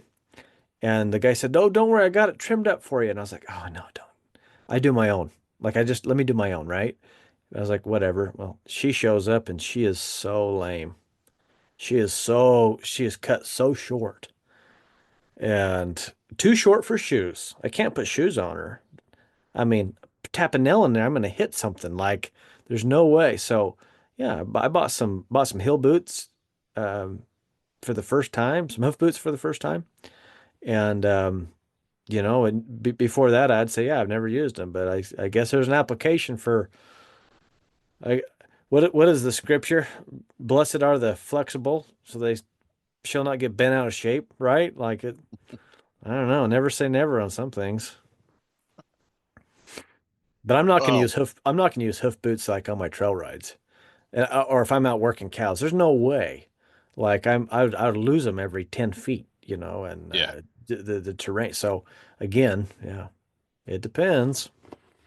yeah. I had the same problem. I have a good friend who is a confirmed barefooter. She's not like a zealot about it, like there's no world with shoes, but she was trying to convert me to hoof boots, and Um, I think they're okay if you're just ambling along or maybe like the endurance people, but if you're stopping and turning and things like that, yeah, my horse was out of those things in about 10 minutes every time I tried to use them. Yeah. I couldn't actually keep them on. Um, so anyway, each to their own. The final question for you, this may be the hot potato, so if you don't want to mess with it, then that's perfectly fine.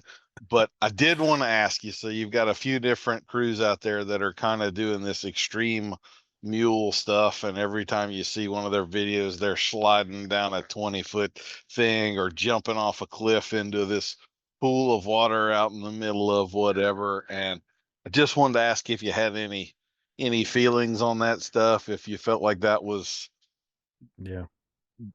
realistic or kind of gave a black eye maybe to some of the community, or no, good for them, go for it, whatever. Do you have any thoughts on that kind of stuff? Yeah, it's a lot of them have fallen into a trap of the social media trap, Daniel, that and you know as well as I do, social media is a beast that is never satisfied. You got to keep feeding it. And you got to get them likes and you got to get them comments, right? And yesterday's stuff is no longer good enough for today in that world, in that media world, right? You got to. So I understand why they're doing the things they're doing. It's for likes and views and for comments. I get it. My avenue is different. I'm into education. So whatever I'm going to share is going to be educational at some point. Even when I'm doing basic videos like say, hey, I'm loading up. I'm heading to Washington today. Little video. Well, there'll be a little horsemanship tip in there. Oh, this is how I'm uh tying my mule in the trailer. Whatever, right? There's always educational value in everything I do. Now, that business, what they're doing is totally entertainment. And I think that gets him in trouble. Now, way back when, and you can look it up, you might like this. My father-in-law was the original Extreme Mules guy. So he had a YouTube channel called Extreme Mules. Now, the stuff that Okay. we were all doing back then, and you can see me on there, I was just a little baby boy. I was just a little guy.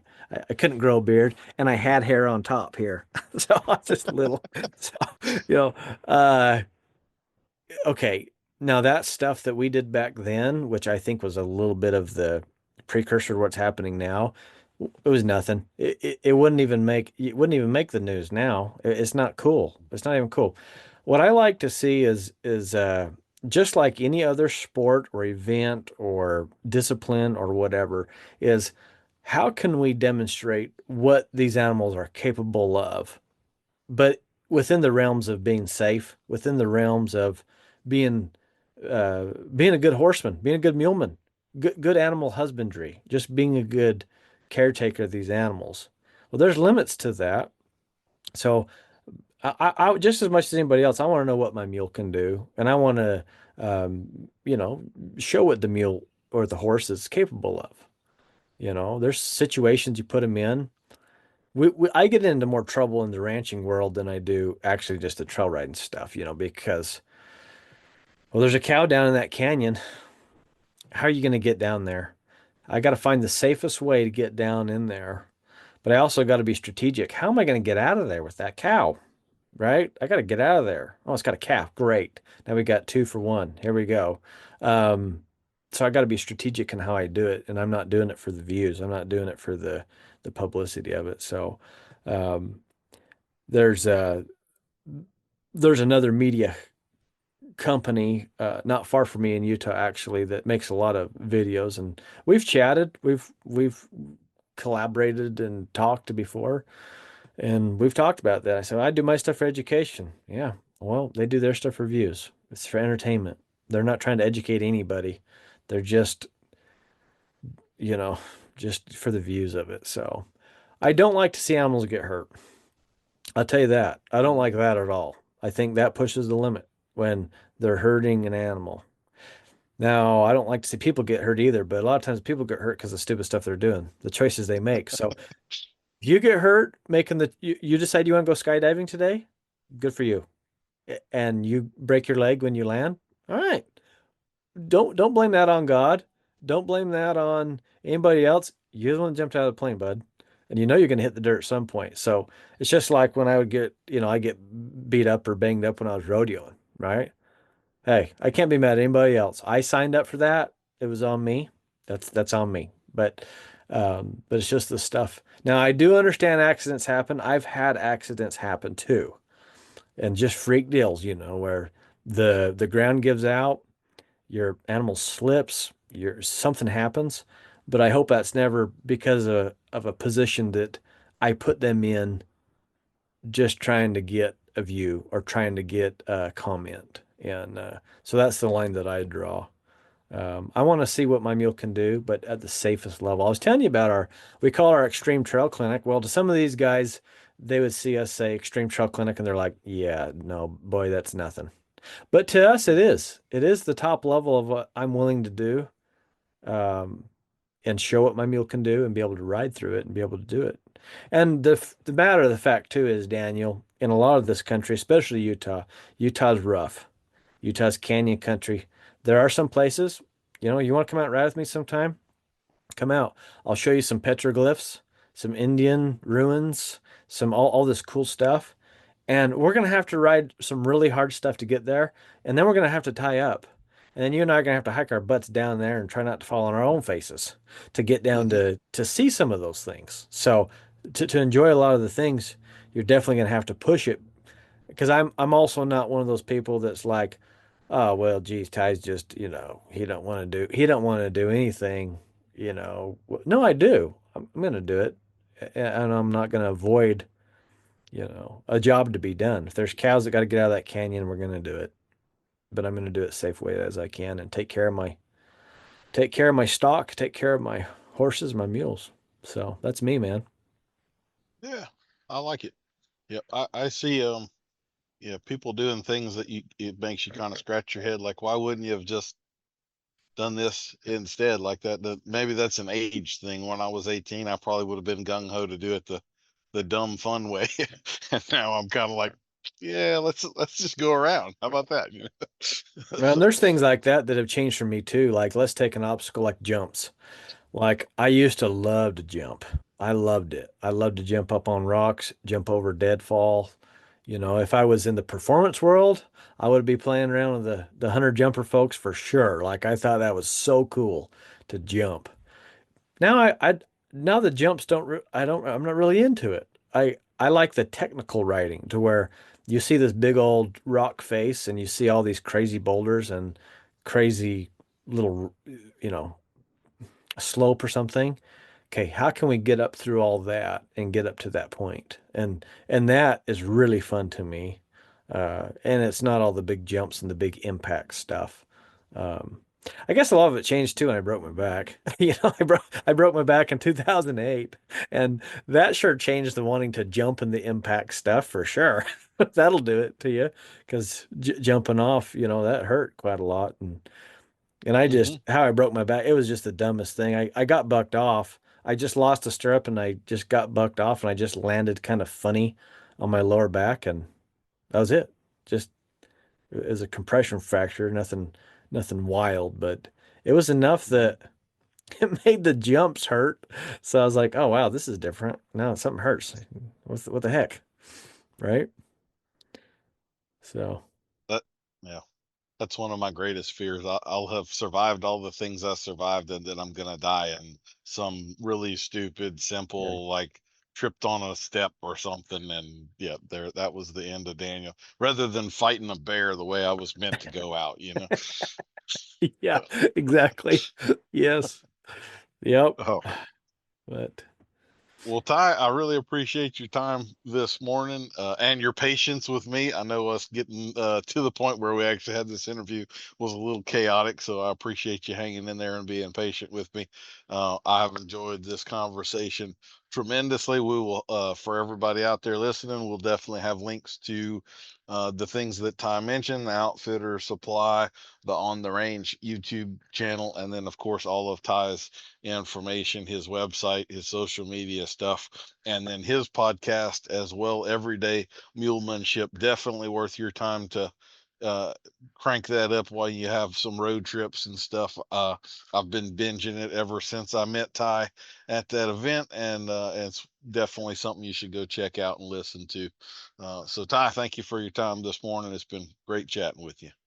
hey man, thank you, and thanks for all you do, Daniel, for the horse world and educating people and helping people.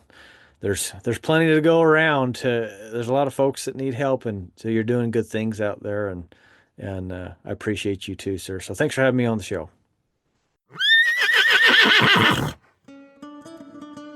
We'll see you next week for another episode of Adult Onset Horsemanship. I've been your host, Daniel Dolphin.